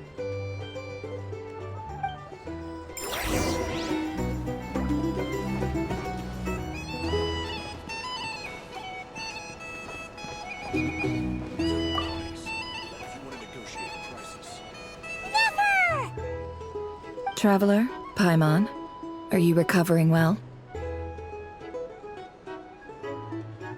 Turns out that moon chanter has some real talent after all. My eyes were mostly recovered after just a couple days' rest. I can actually open them again now. Yeah, but you gotta be careful. Lauma says not to strain your eyes while they're still healing. Yes, thank you. I'm well aware. Yehoda, could I borrow you for a moment? I could do with an extra pair of hands. Oh, sure. Coming. Did you hear that? I gotta go help Lauma for a second. You guys chat among yourselves. I'll grab us some drinks on the way back. Paimon, you still like 'em sweet? You bet. Make it extra sweet, because Paimon's earned it. Sure thing.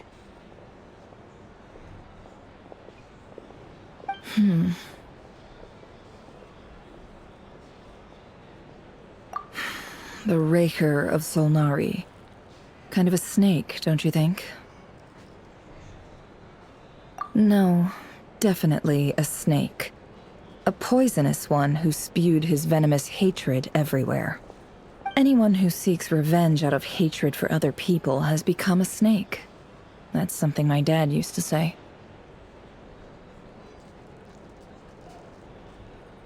Perhaps. I'm sure it sounds like a very wise and open-hearted perspective to your ears. But me? I think hatred is a perfectly justifiable emotion. What else is left when everything you depended on in life gets stripped away? Something's gotta fuel that drive to keep on living. If you're worried about me, you can nip that in the bud. I'm not someone who gets stuck in the past. It's just... I suddenly feel like I was wrong to call my father a liar. He was just a fool. That's why the Academia turned their back on him, and why the other tribes ganged up on him. Oh, Father. How much better things could have been if you were a skilled liar. Look at the Ibis King. Thoth is a fiendishly cunning liar. And yet, strangely, he feels more like a father to me than my real dad ever was. He's never brought it up, but I'd bet he feels the same way.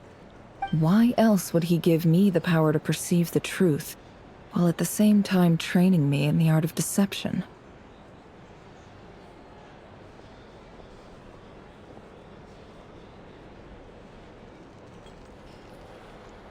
Well, King Deshret banished him to Aru, which is essentially a prison, and posed 3 questions to him. He promised that he'd have his freedom if he could find the answers. His response was to take on a physical form and approach me, hoping that I could become his envoy and search for one of the answers on his behalf. Did he really think I'd fall for that? He's stuck there. He can't make me return what he gave to me. So that's enough for you to decide he's nice, is it? He's a prisoner, and he was scared. So he decided to perform some good deeds to win people's approval. He lives in fear because he's a deceiver. How is Rerir any different? You can't work as a spy your whole life and expect a happy ending. It's preposterous. Yet I can't say I don't understand it. Liars live in the darkness of their own making. But it's still human nature to want to go on living. They say that a liar's soul is the most worthless thing in the world. What do you think?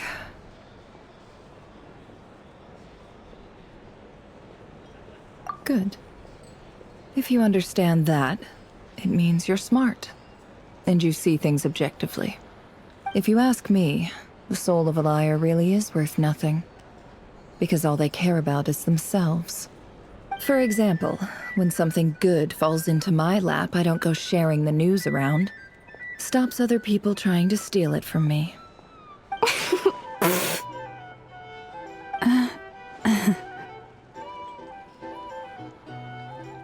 So be it. They have sharp ears. I can't keep anything from them. Wow, is that what it looks like? Well, you all know my past now, and I can't simply eliminate everyone who knows too much. So I guess I just have to put up with you. For the foreseeable future, at least. When you find yourself in a situation you can't control, the safest play is to keep calm and start monitoring everyone involved like a hawk. In the intelligence world, you need to have a sense of perspective and play your hand accordingly. If you understand what's at stake, please ensure my secret is safe with you. I trust you'll respect my wishes as a friend. But don't forget, I will also be watching you like a hawk. Very good. Oh, wait! Now that the panic's over and we've all calmed down, Paimon suddenly remembered something. After all that build-up, our mystery ally never showed up even once!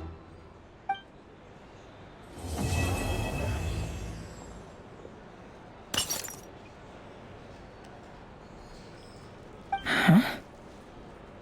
Am I imagining things?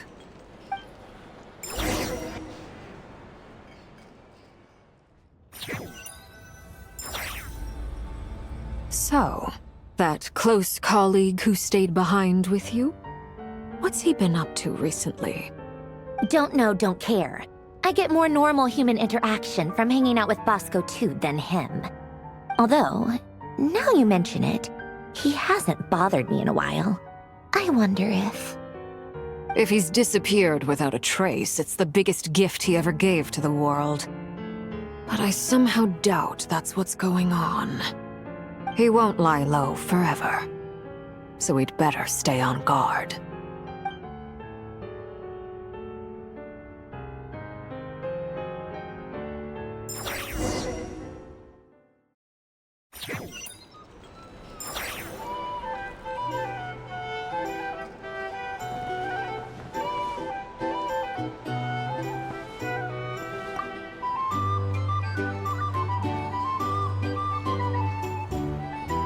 Ah, Lord Sangama Bay.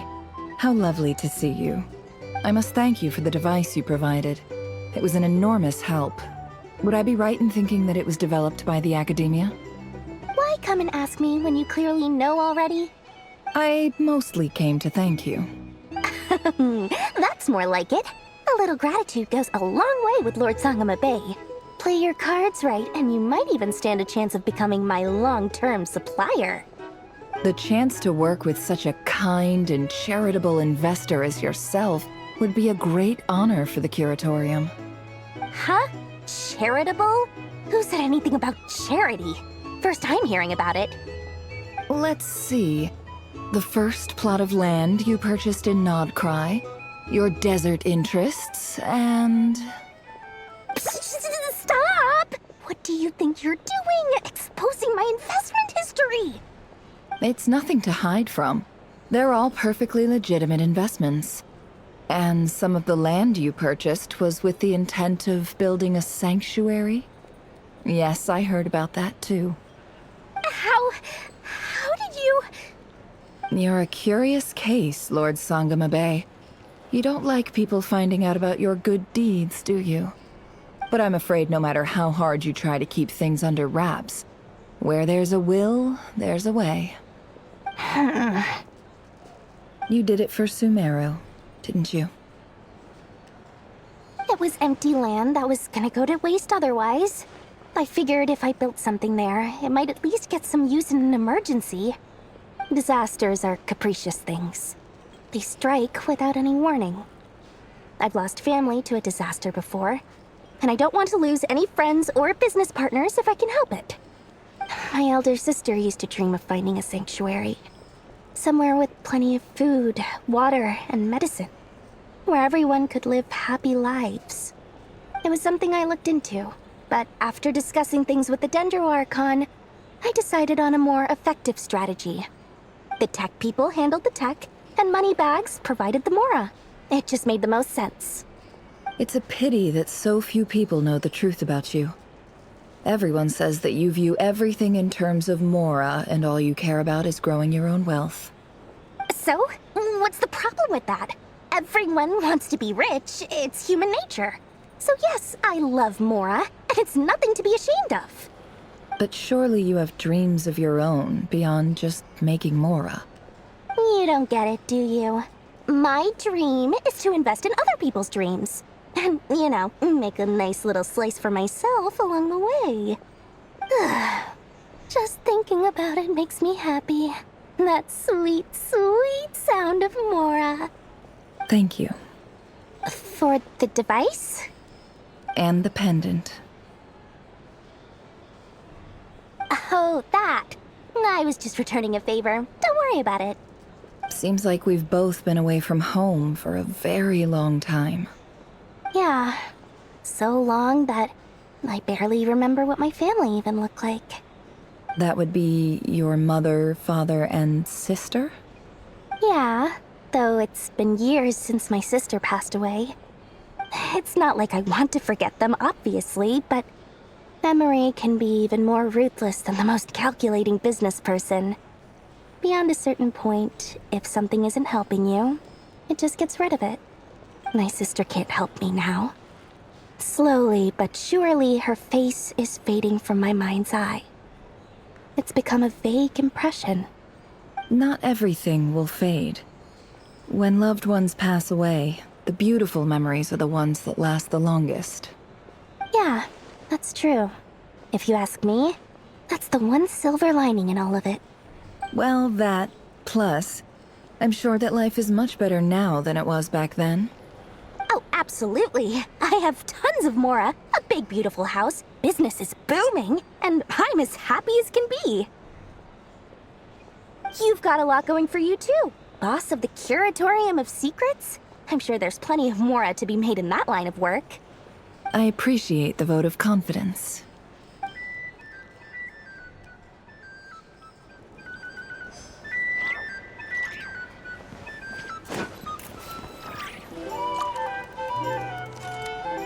How have you been holding up? Any adverse reactions? If you start to take a turn for the worse, make sure you tell me right away. You don't need to worry about me, Grandmaster. I'm fine. I mean, I barely did anything, so... What? You're too humble, young man. You played an indispensable role in the battle for Nodcry. We can't thank you enough for your support. Sometimes, when people praise you, it's because you deserve it. The best thing is to accept it calmly and with grace. It's important to learn how to respond to words of admiration. Let's do a quick demonstration. Albedo, that was an incredible feat of alchemy. The pressure was on, but you worked flawlessly at lightning speed to get the job done. Thank you. I can't take all the credit, though. Durin played a big part in forming the alchemical array.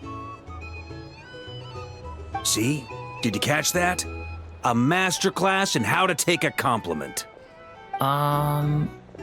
Okay, yeah. I did work pretty hard to help prepare for the battle. No point denying that. Hey, you guys! Hey, look who's bounced back. Looking good, traveler. Seems like you've recovered. You won't need to take any more medication. Can I get you a drink? Huh? You know how to order at a bar now? You've sure learned a lot recently. Handling a drinks order is ridiculously simple compared to alchemy. Don't worry, I'll blend into society yet. believes it. You're clearly a fast learner, just like your brother. To be totally honest, though, Paimon didn't quite follow all the details when you first explained the plan to us. Don't worry, that's completely understandable. Unless you're a student of alchemy, it's hard to grasp the principle and how the process works. To put it in the simplest terms, we saw how our enemy stole the power of Kuvaki. And that gave us the idea of stealing his power to turn it against him. When facing an enemy you have no hope of defeating, it's best not to engage them in battle. So, instead of looking for a way to overpower him, we decided to help Columbina get strong enough to at least stand up to him in a fight. For this to work, we had to analyze his modes of attack, confirm who his main target was, and make sure that he wouldn't go beyond the range of the alchemical array. For added security, we prepared a total of 4 arrays. But to mitigate the impact of the battle, we identified one location in particular as the ideal spot, which is where the confrontation took place. The alchemical array absorbed his abyssal power. Then Durin processed it to render it usable by Columbina. That power enabled her to do what would otherwise have been nigh on impossible. What surprised me was that Dainsleif actually agreed to join us. Given his history with Rerir, he had every right to sit this one out. But we're extremely grateful for the decision he made. It must have been a painful choice to make. But I'm sure that making a decision was far better for him than staying in limbo. Absolutely. He was torn between 2 paths, but in the end, he made his choice and stuck to it resolutely. He doesn't strike me as the sort of person who'd stay trapped in limbo for long. Anyway, however you cut it, everyone gave a stellar performance. And now, it's time to kick back and celebrate.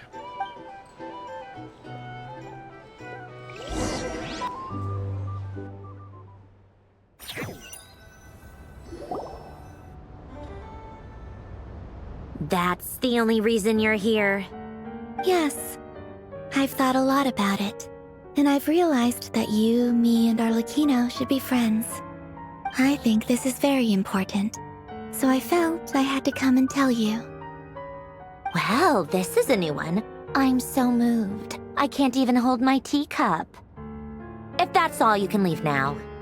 Do you not want to be friends with me? Or is it that you prefer being co-workers?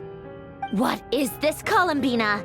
Are you deliberately testing my patience threshold?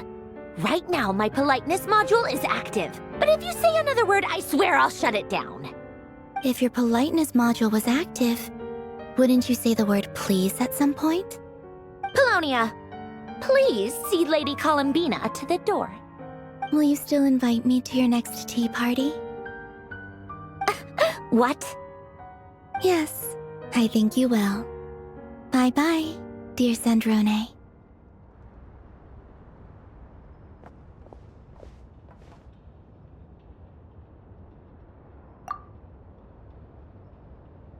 Last time, the Wild Hunt escorted you out. Would you rather I handled it myself this time? We just wanted to, see how you were doing now that it's all over. Why? Out of concern for my safety? I hope you didn't seriously think that the Rayhir of Solnari would be able to lay so much as a finger upon me, given how prepared I was. Mostly because you kind of helped us out, so we just wanted to check you were okay. Looks like all your robots are fixed, huh?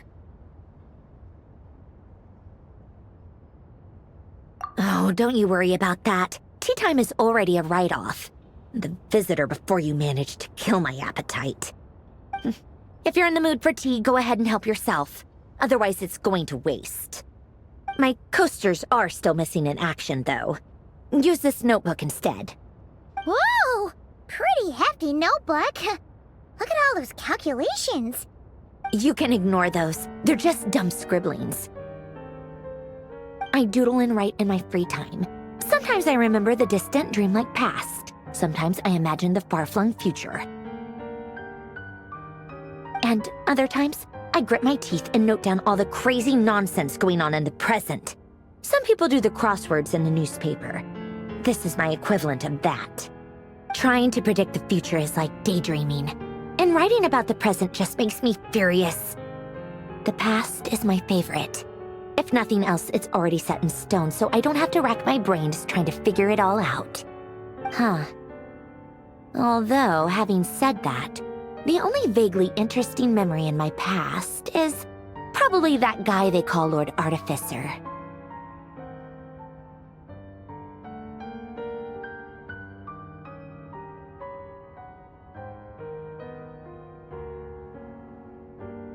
Who else?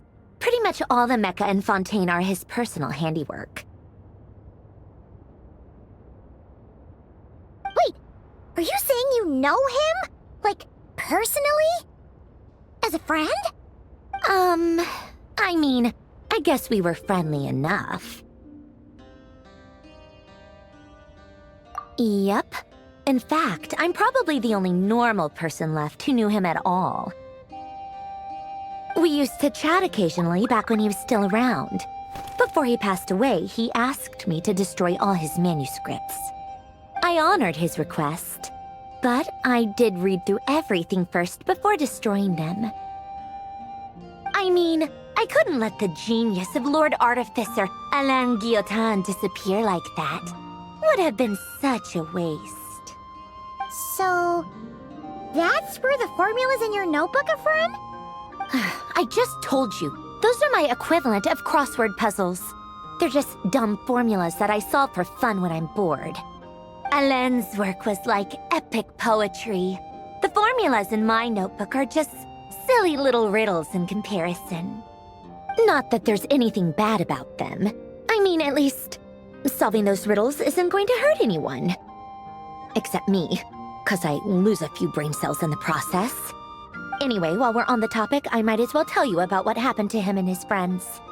Alain Guillotin had two close buddies, Renee and Jacob. They spent their childhood years together in the Narzissenkreuz Institute. They were all quite competitive, so there was some rivalry between them, but it was a friendly rivalry. But beneath the friendship and the rivalry ran something deeper, a sense of nostalgia for the past. Unfortunately, childhood would end. The prophecy would come true, the apocalypse would arrive, and the future would never be. A mad dream that would normally only capture the minds of lunatics began to take root in their hearts. A dream of saving the world.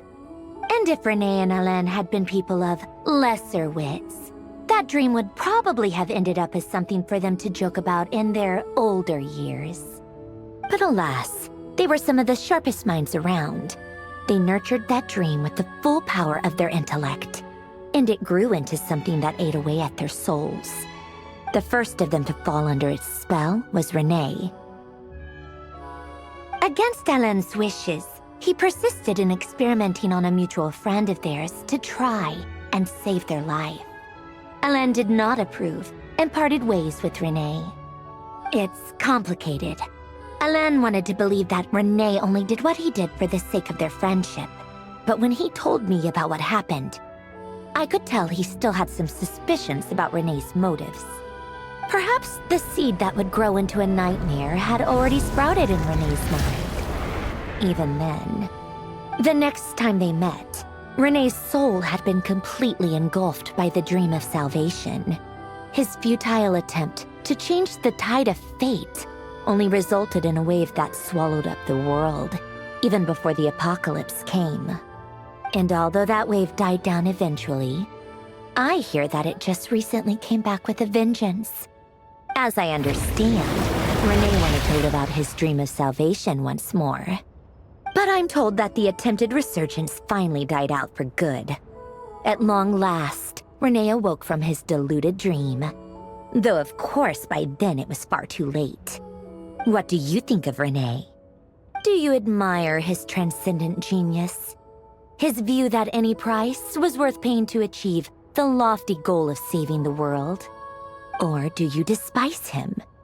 Dismiss him as an evil madman who wrought havoc on the lives of everyone around him as he pursued his delusional dream? Same difference, really. Just a matter of perspective. a cop-out. But I suspect you'd have a more incisive and insightful answer if we dug into it further. I don't like fanatics who give up their whole lives for their ideology. Nor do I like fools who let their delusions take control. Maybe I could understand if Renee had just been an ordinary person. But he had a sage-like intellect. And still managed to get himself lost in a labyrinth of his own desires. Anyway, that's enough about Renee. Now, moving on to Alain Guillotin, the Lord Artificer. He managed to put a stop to the first storm whipped up by Renee. But after that, Alain lost his friends and family. To his credit, I suppose, the loss of his family and friends was purely a tragic accident. It's not like Alain sacrificed them for his cause or anything. After that, the only thing supporting his work was the same dream that had dragged his closest friend down to the abyss. But although the desire to save Fontaine drove him to found the Fontaine Research Institute, Alain continued to reject any form of transcendental knowledge or power. He was suspicious and fearful of it, having seen the way it had affected his closest friend. I think that formulas and machines derived solely from human intellect were the only thing that gave him a sense of spiritual comfort. Yet Alain's intellect was simply too great. It barely left him space to breathe in his lifetime.